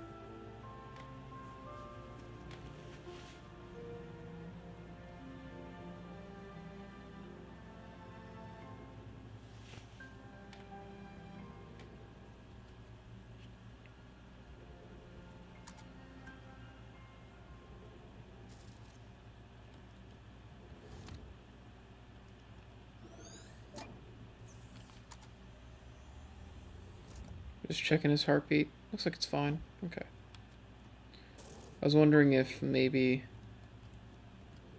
the like the effects that we were having, like how it was getting creepier and stuff. I was wondering, I was like, oh, I wonder if that has something to do with his vitality. But no, it looks like he's fine.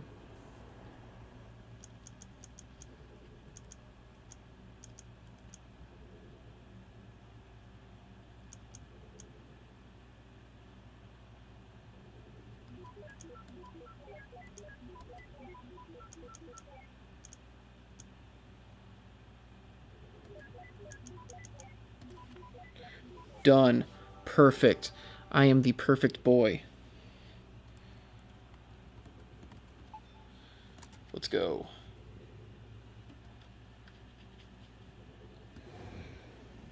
I might not be able to do many more of the games tonight. I'm actually more tired than I thought. So here's the thing, it's the middle of the night. I stayed up all night before I flew. I was doing editing and trying to get a bunch of work done before I came out here. And then pretty much as soon as I got home, like at 2, 3 in the afternoon, I just fell asleep. And I woke up at like 10. So everybody's asleep, and I'm sitting here at 2:30 in the morning recording video games.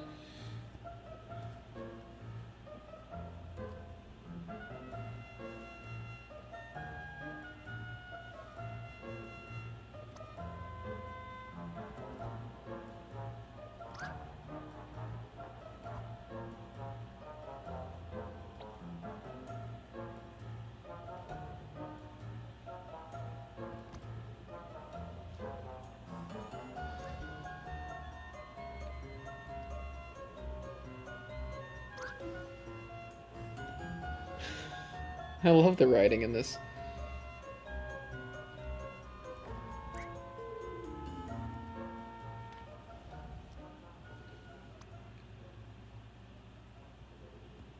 Is she reading the Emperor's New Clothes? Well, is she reading the Emperor's New Clothes? Is what I meant to say before I yawned.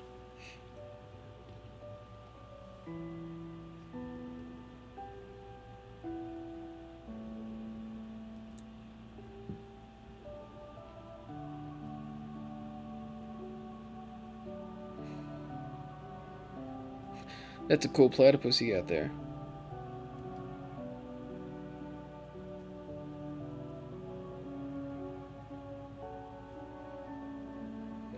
Wouldn't the plural of platypus be platypi? Or is it platypuses? Or is it just platypus? I genuinely don't know. Oh, she's reading about lighthouses. Which, from what I recall, is not in the Emperor's New Clothes.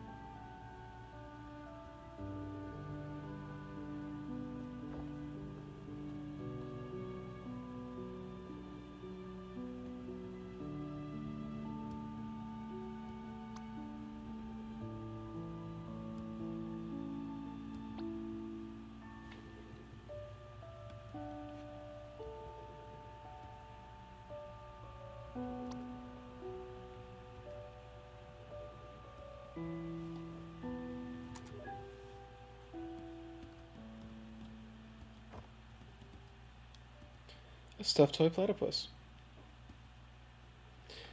This entire game is actually about Neil learning to love platypus.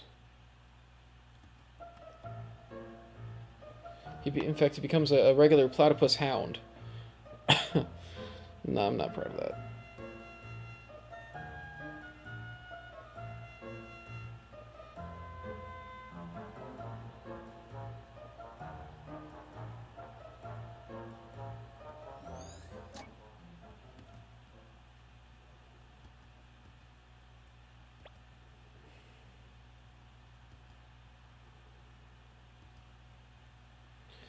Da, da, da, da. Da, da, da, da. Leonardo da Vinci trained by drawing eggs. Barrels are like very big eggs. Therefore, you will all be very big Da Vincis. I have the sinking suspicion that was Kangao's favorite line to write.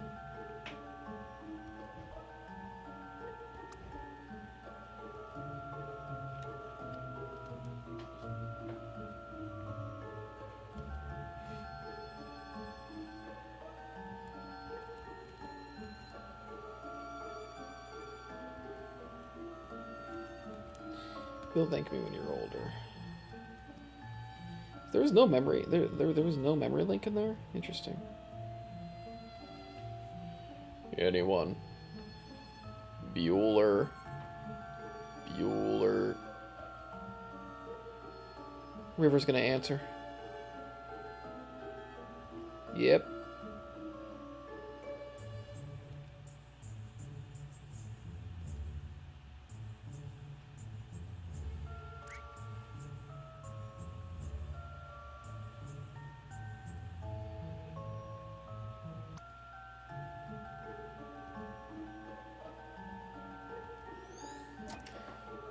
Ah, yeah. Classic teaching.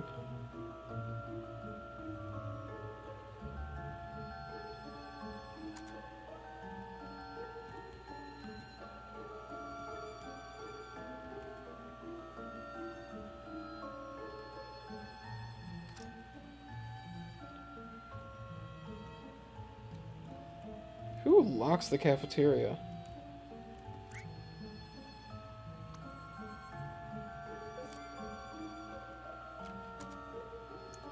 Alright, what's the funny joke here? Lifesaver. Yep. It's pretty accurate. Alt F4, Alt F4.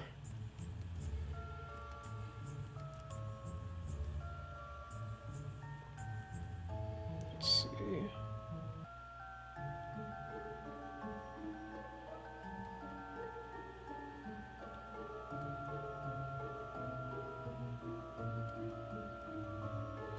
That's a good joke.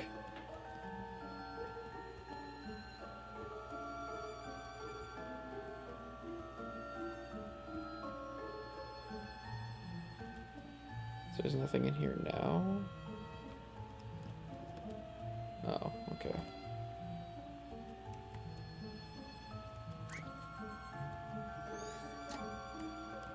So I'm still missing one. Cafeteria time.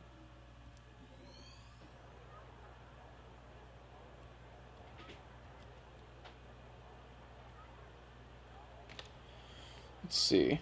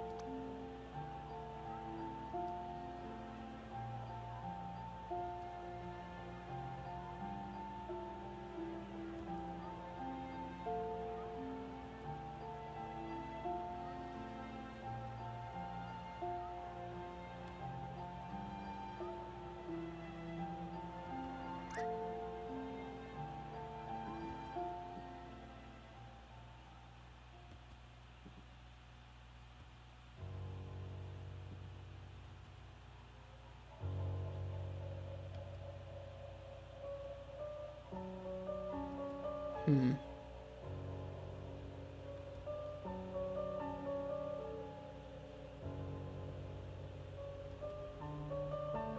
This is a surprisingly grown-up conversation for these kids.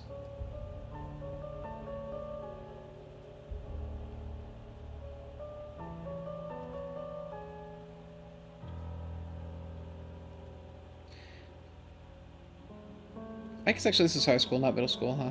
It's just like the sprite worked because everybody's so chibi. It just makes them seem like they're younger.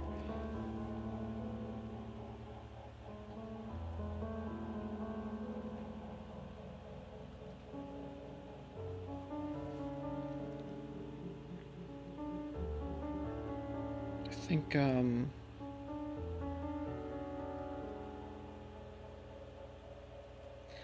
it's also very real though. It is high school. Okay. It's a super real thing. Dating people for reasons other than, you know, them, basically.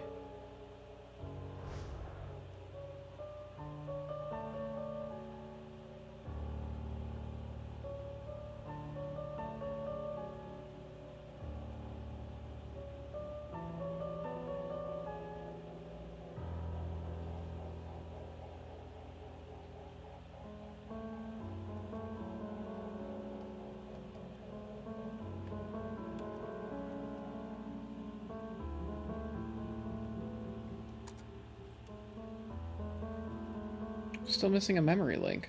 How? Probably here.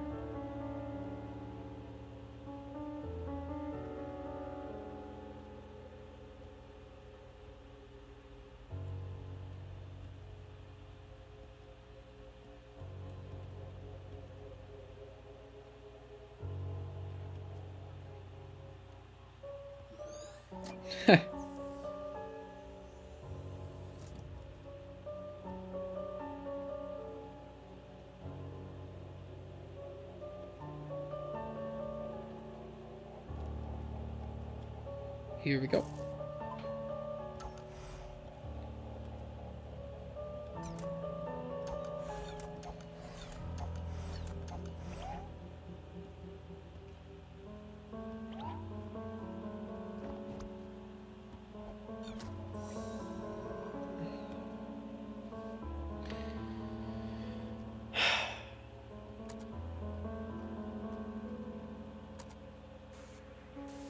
Nerd humor. Let's see.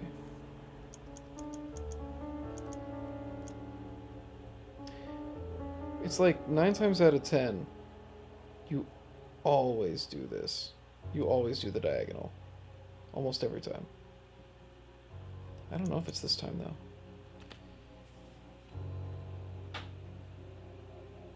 Let's see. So we've got...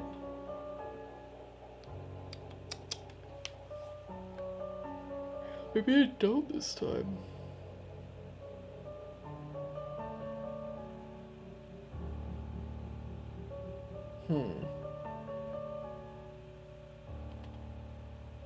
Wait.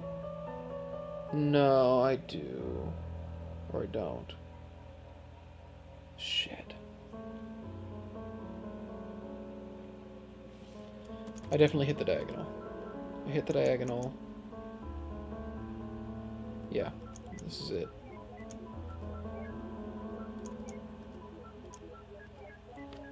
There we go.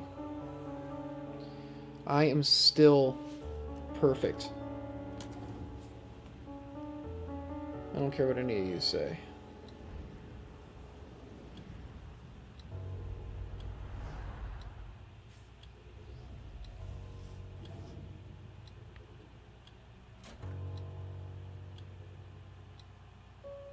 Now, there's something in the scene that, if you notice, has severe implications, but they don't point it out right now.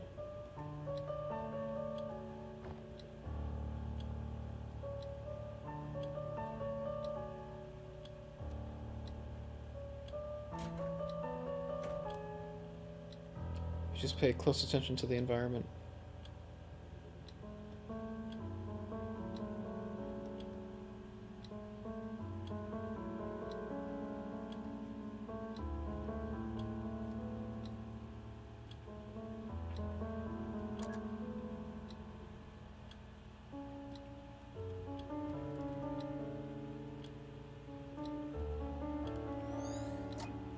Okay, memory link. I'll take it. Why does this bed have nothing on it? That is a bed, right? Wait, I did check this, right? That's not a thing? Okay, it's not a thing. It's clocks.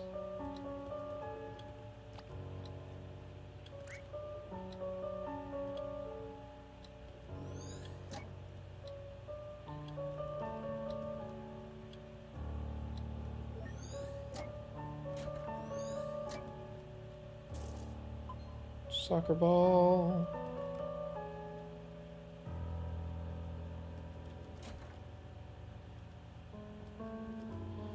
Alright, what am I missing? Oh wait, I just realized that I stopped the clock from ticking. They silenced the clock. Ticking clocks do get pretty annoying though. They've kept me up at night. Are you serious? The animorphs don't count? It's bullshit. The stove, maybe? What have I not checked? Okay, I guess whatever that is.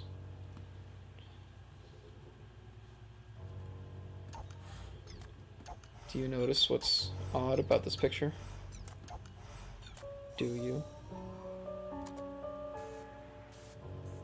Let's see.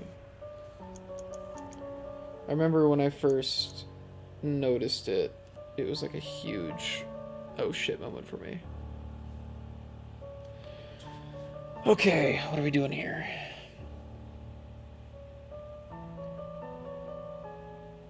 Okay. Diagonal. Here. Here. Here. Here. Here. Perfect boy. I am the perfect boy. Here we go. Yep. She noticed it. Did you notice it? Did you notice? I'm gonna rub in what a genius I am, how observant I am, to make sure that you feel bad. Because I use intelligence as a weapon.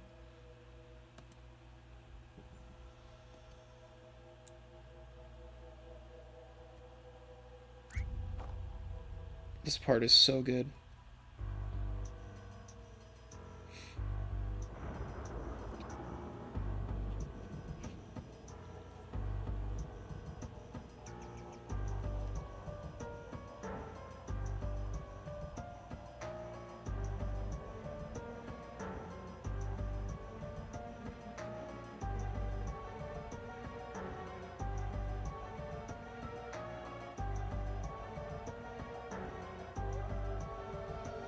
I need to look up that reference. What is Laputa?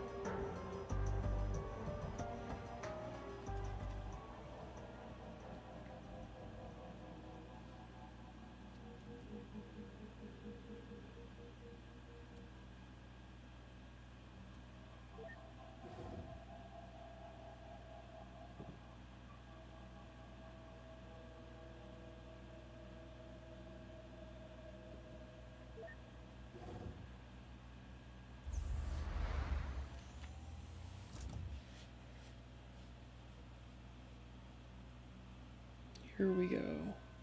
Act 2. Yeah, there's not 5 acts. I don't know why I thought that. I'm trying to remember.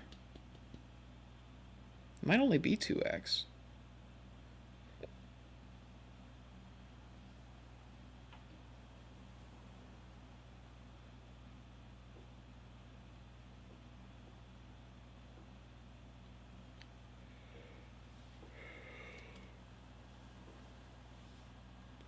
The Doctor's my favorite character.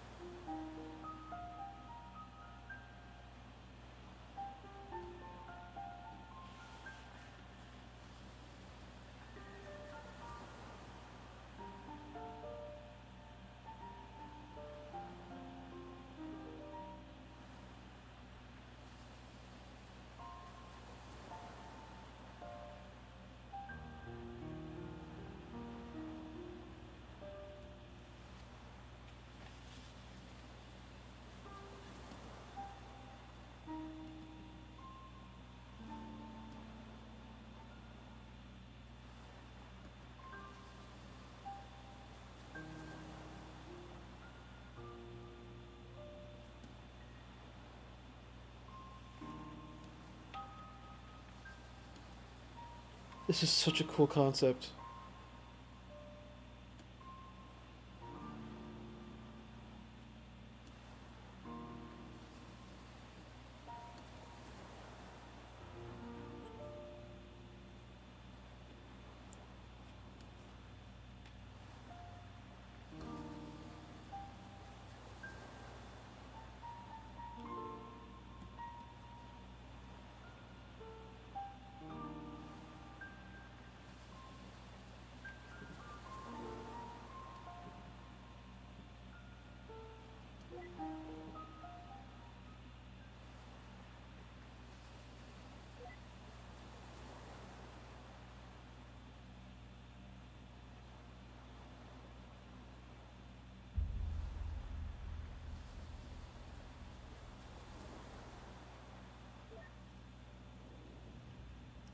Such a cool concept, the idea that you have to keep it logically consistent. It's like with dreams when you realize that the logic doesn't make sense.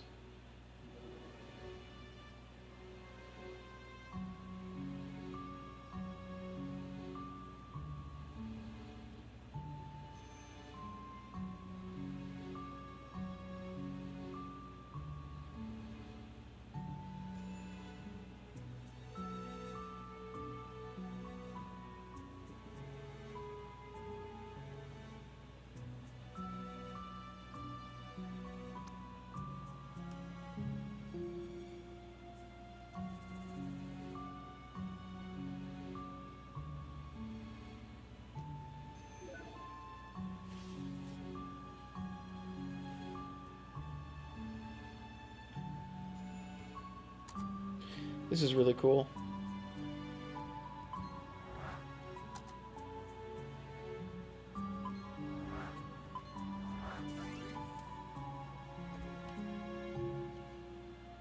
Dum, dum, dum.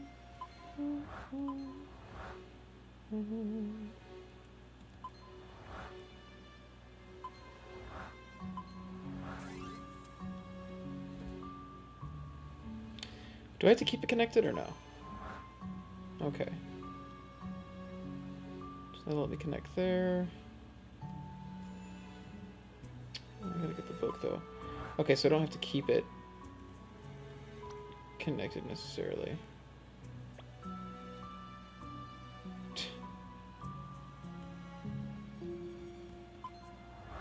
I just need to connect it once to get it to switch. The common thing here is clocks.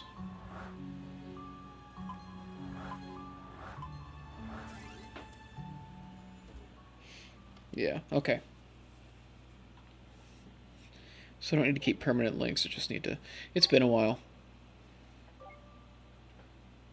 But I'm still perfect.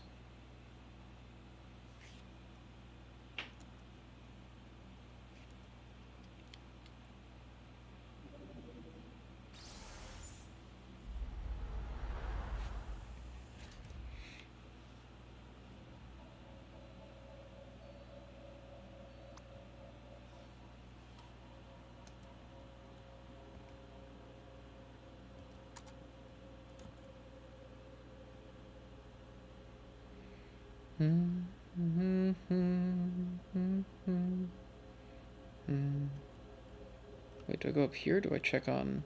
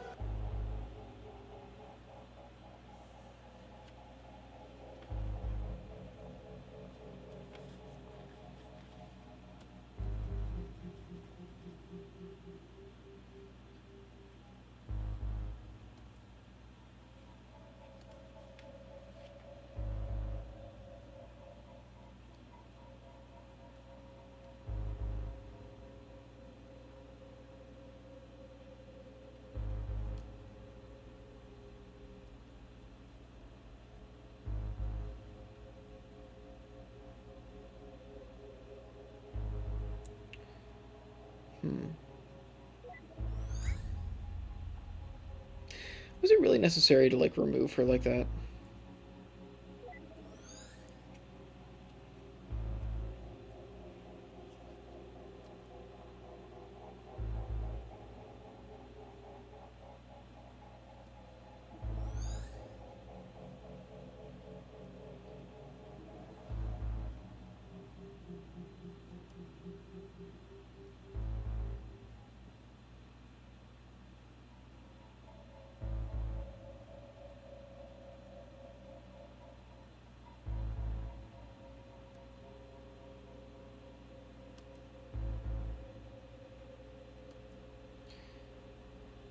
Now we get into some Inception shit.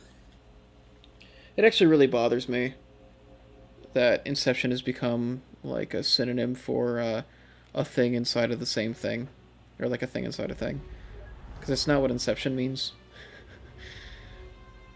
The actual description of Inception was that like it's planting ideas inside their dreams, which is what we're trying to do here. Is now we're trying to plant ideas inside his memories.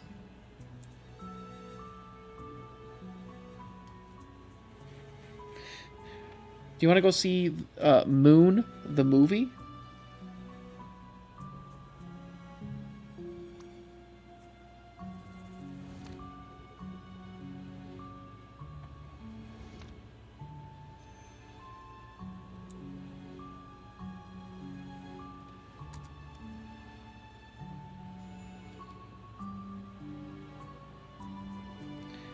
Oh, to the moon. Okay.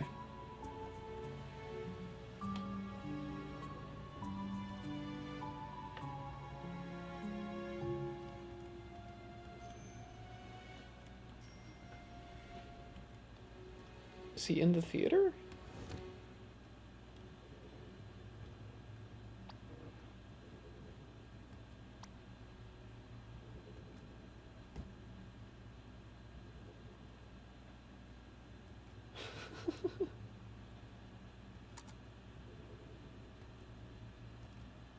Oh.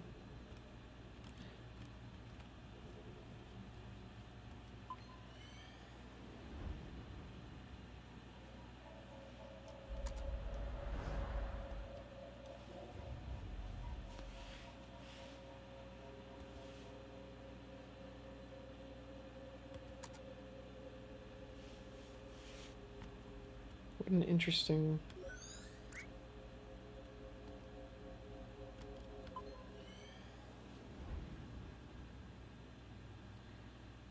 So cool. Like where the whole thing turns around, the big twist. I love this.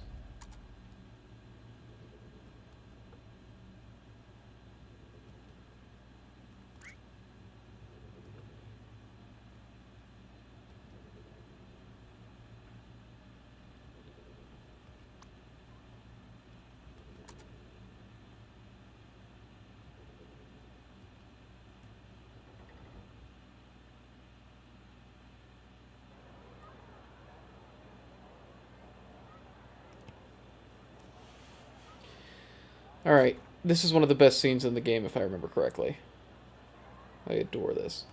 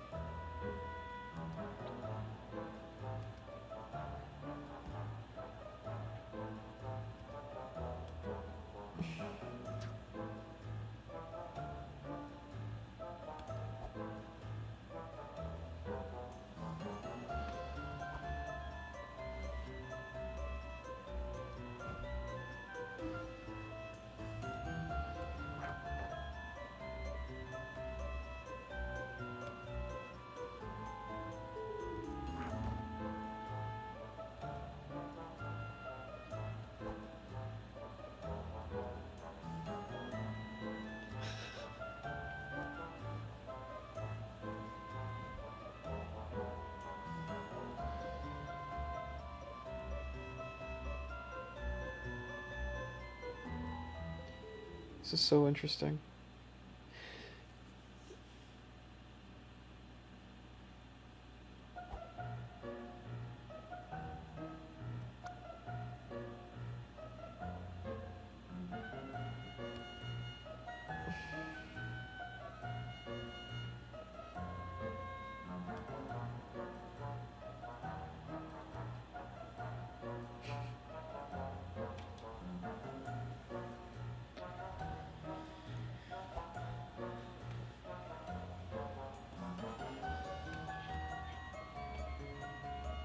If you drive a flying car.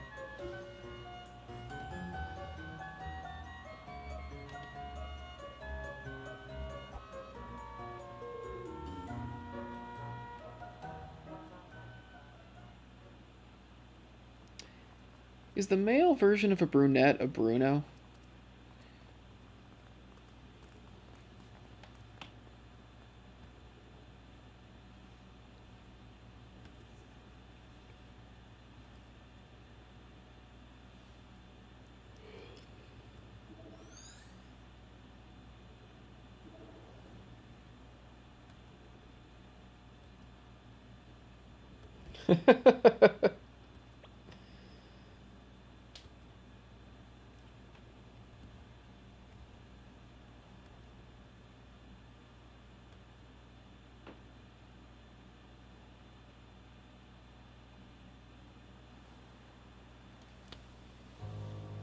I'm trying to remember when the big twist hits.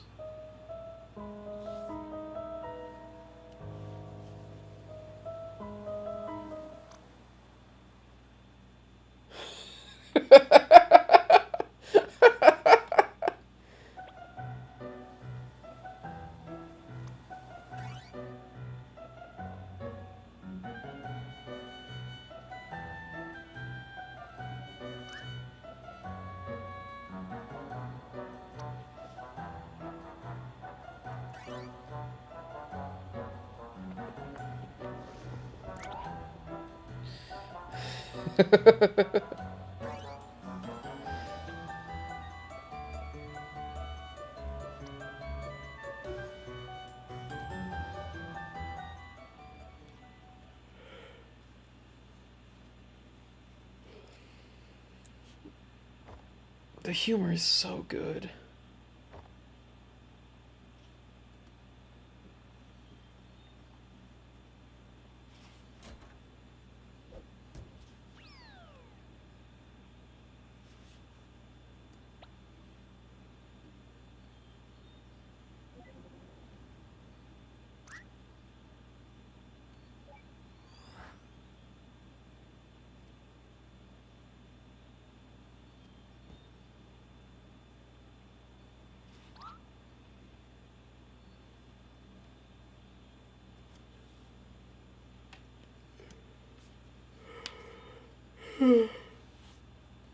Dude, me too.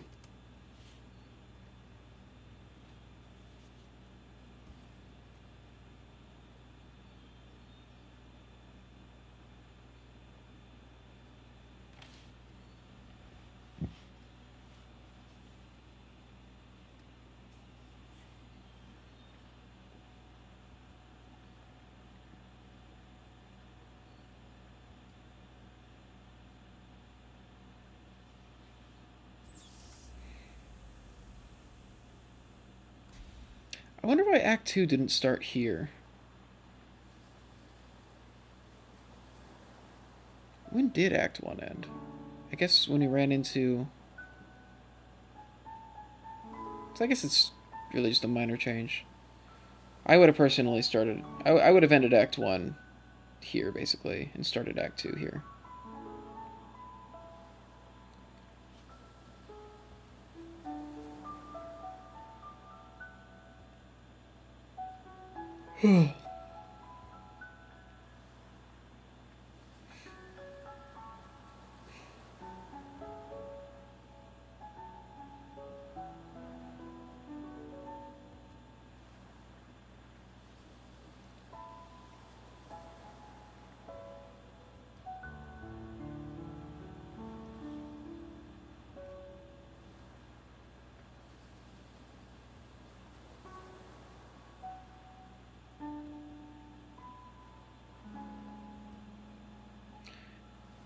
River told him he'd never go to space. That's what happened. River destroyed his dreams. River's the real villain here.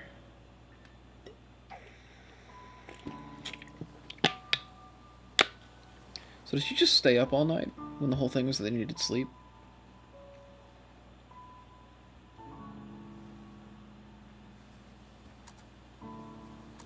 How's the heart doing? Oh, it's yellow now. Although it's moving at the same speed, it looks like. I don't know.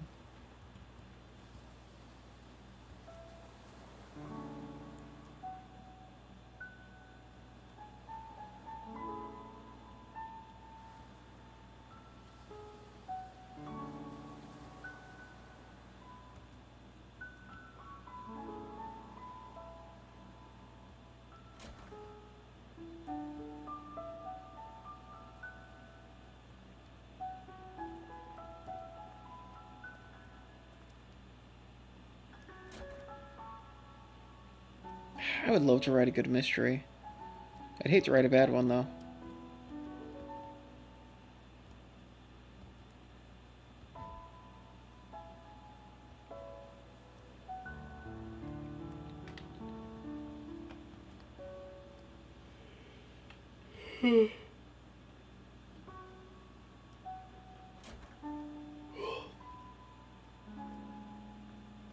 Let's see.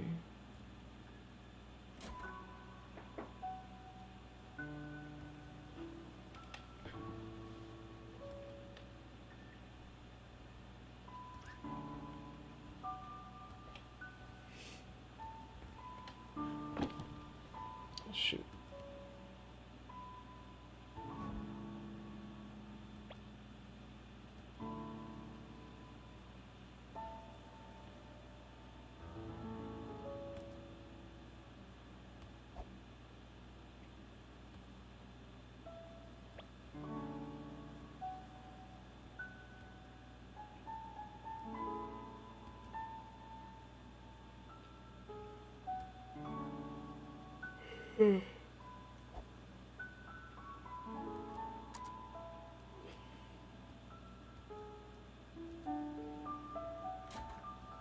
There's the candy cane, because I never took it down. I wonder what would have happened if I had done that.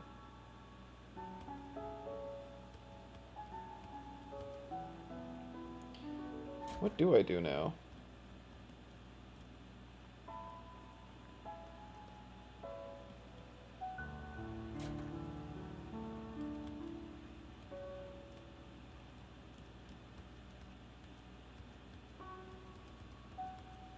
Okay.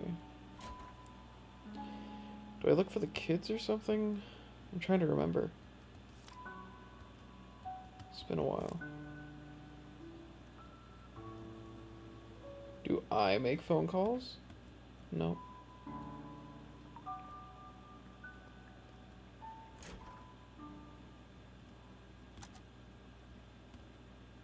This is a creepy looking room.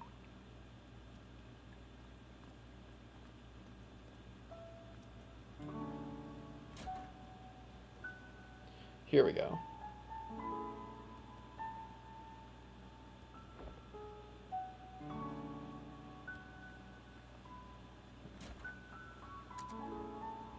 Let's wake him up.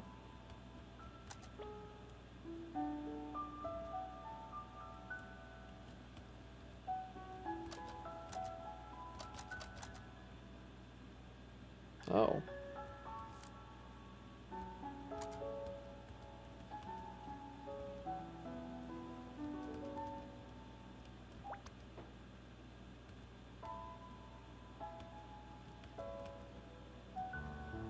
What do I do?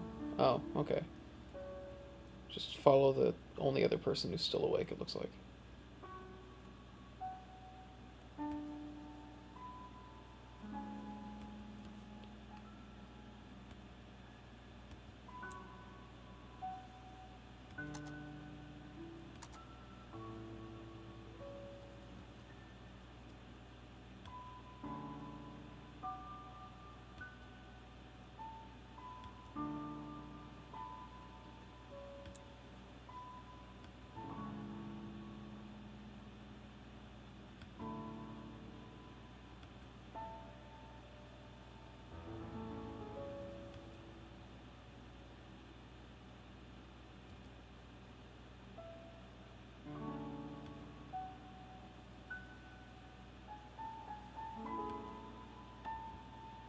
Hmm.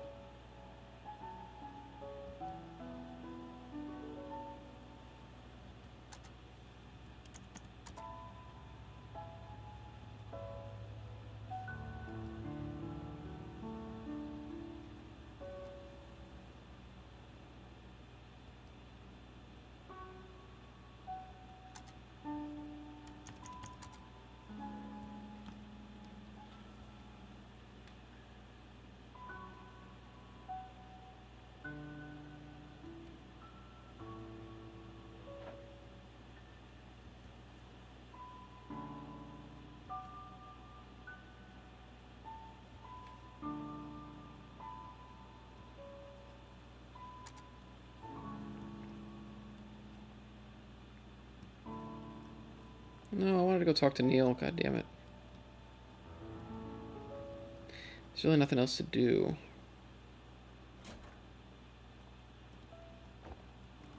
Alright.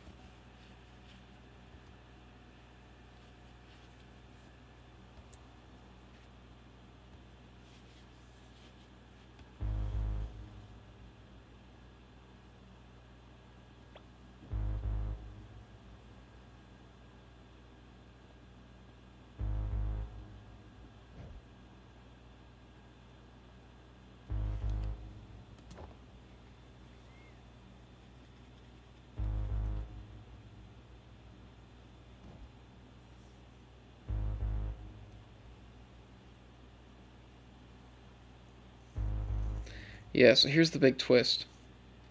So it turns out that those memories we couldn't access were blocked on purpose. Now we gotta figure out why.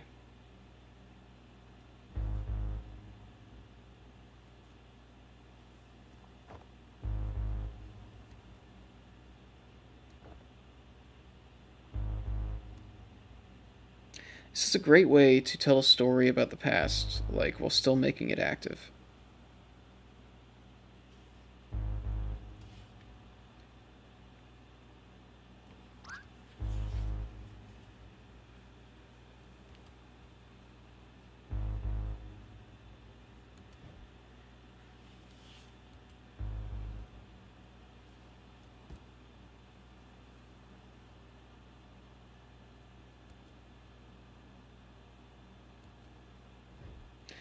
I wonder what Nora's case is.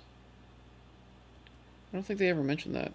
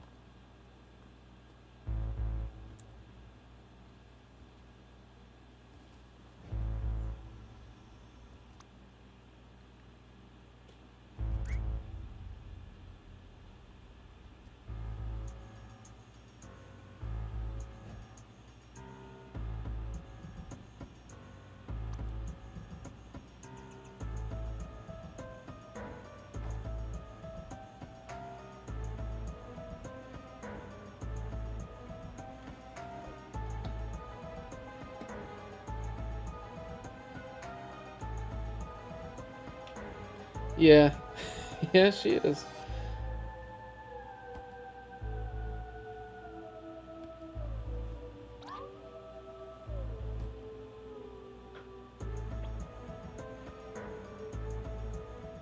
Exactly.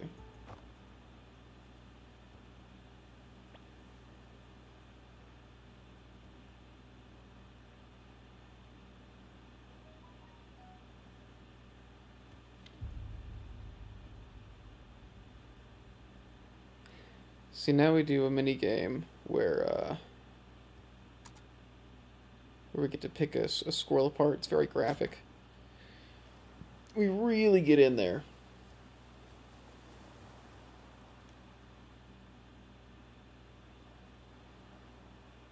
I like how you can just barely see the change on her model. You can make out the gloves. I like that they're blue.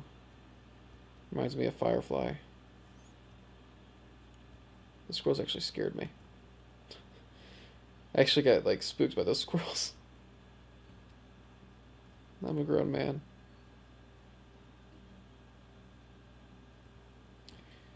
We're about 2/3 of the way through the game now, I think.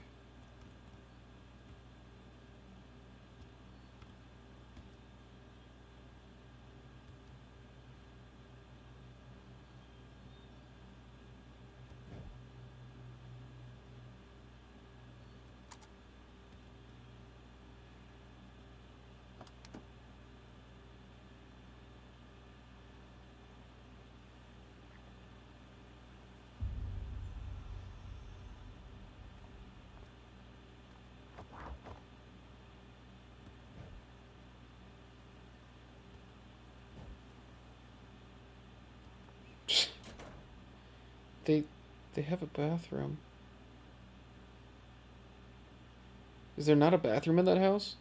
Wait, were Johnny and River just going and shitting in the woods?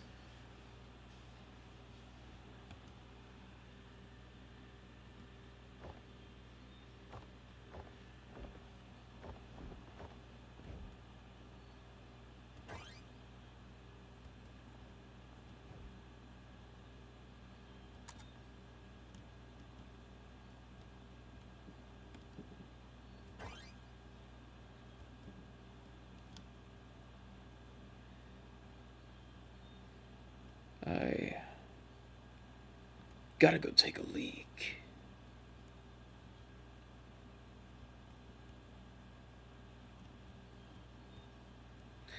That branch right there, very beginning of the game, when that beach ball that looked like a boulder was in the way, you could pick up that stick instead to poke at it.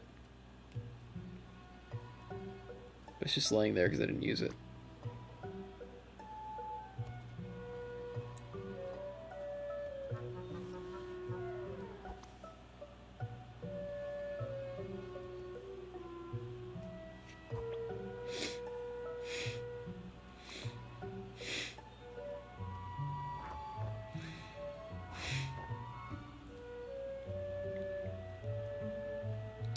I'm also feeling a little sick, so that's probably not a good thing. I probably shouldn't be staying up all night playing video games. Although, that's also kind of the best thing to do when you're feeling sick, so who knows.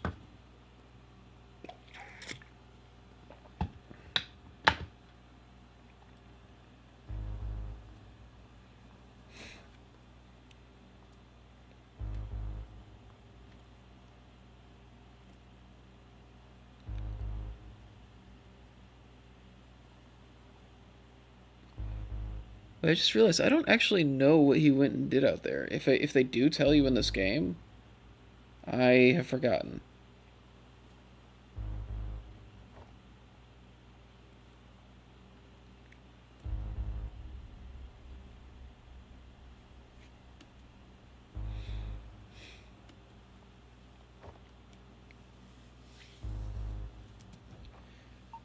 It's fascinating to me that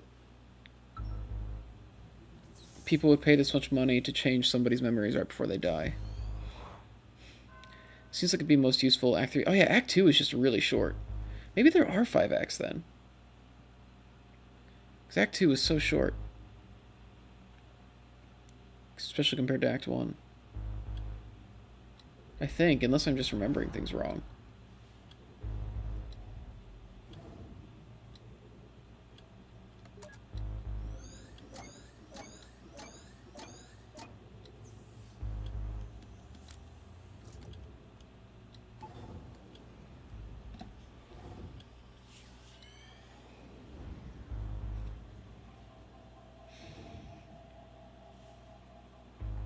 Here we go.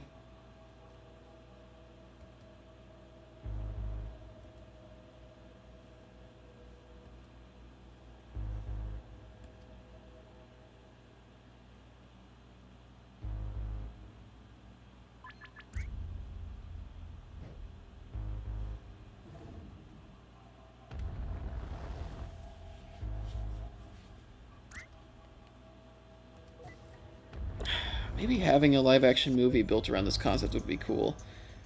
But you'd have to condense the story to make it short enough for people to care. And I feel like if it was told in just like a film standpoint, it wouldn't. I feel like it would lose its impact. I don't know. I genuinely feel like with the style of story this is, it would have less impact in live action.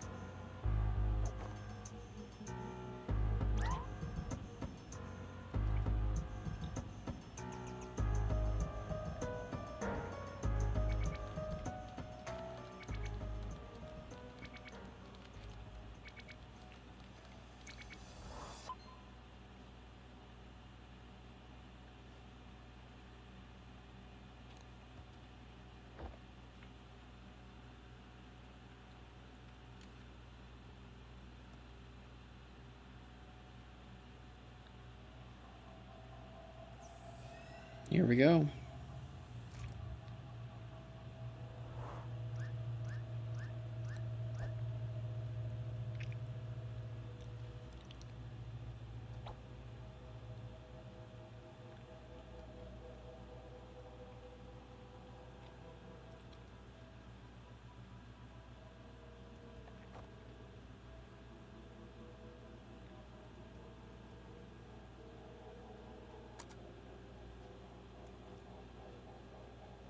Here we go.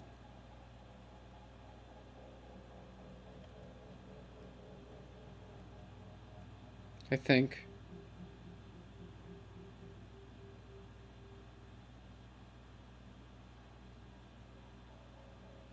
Where do I actually go?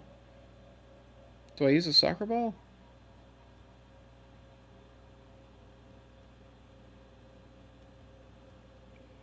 I would really like to move faster right now. Let's see. Okay, yeah.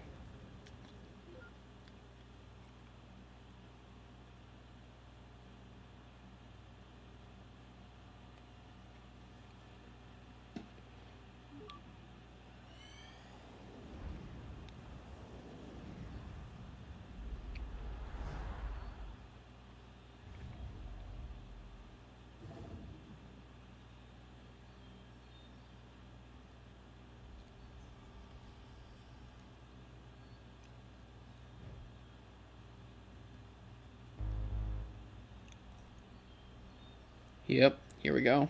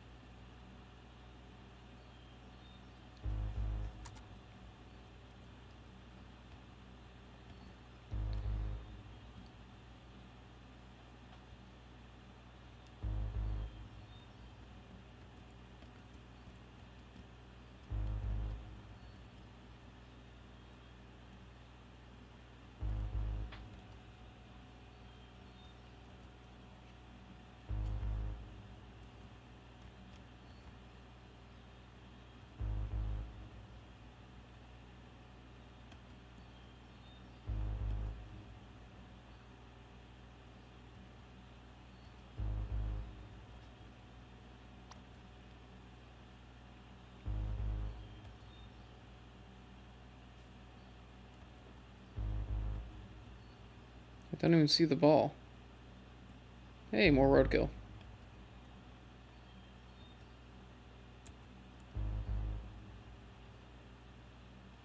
God, that's dark. That is so dark.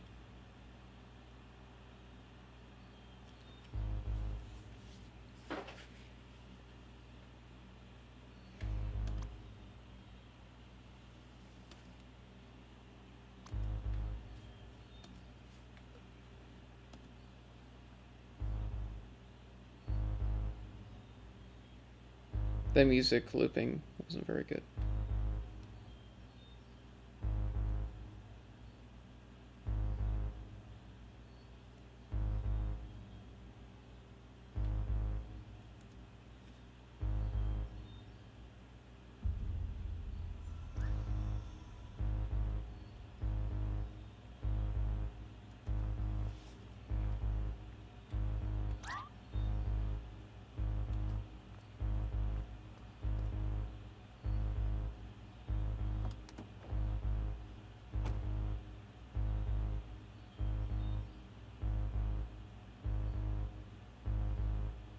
Okay, the ball's here now.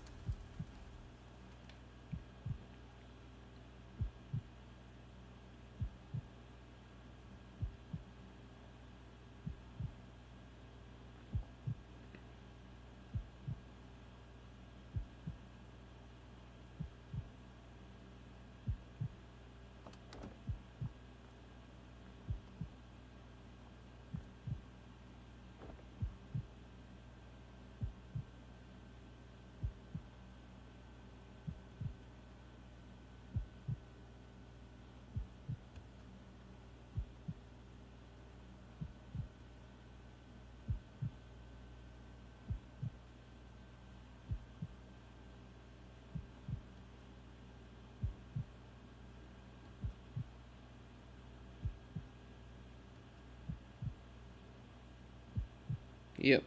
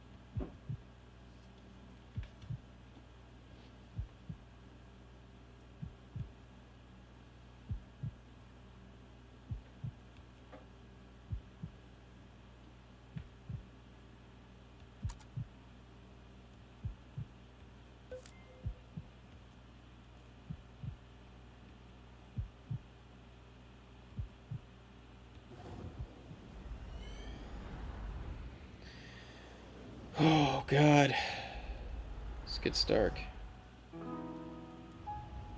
I feel like it's the darkest part of the story. It doesn't get much darker than killing a kid, you know?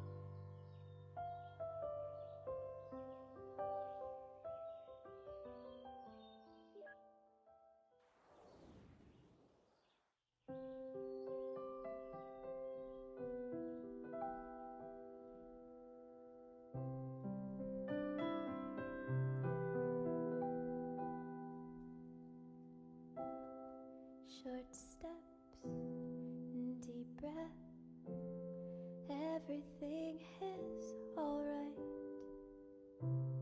Chin up, I can't step into the spotlight. She said I'm sad, somehow without any words. I just stood there searching for an answer. When this world is no more, the moon is all we'll see. I'll ask you to fly away with me until the stars all fall down. They empty from the sky, but I don't mind. If you're with me, then everything's alright.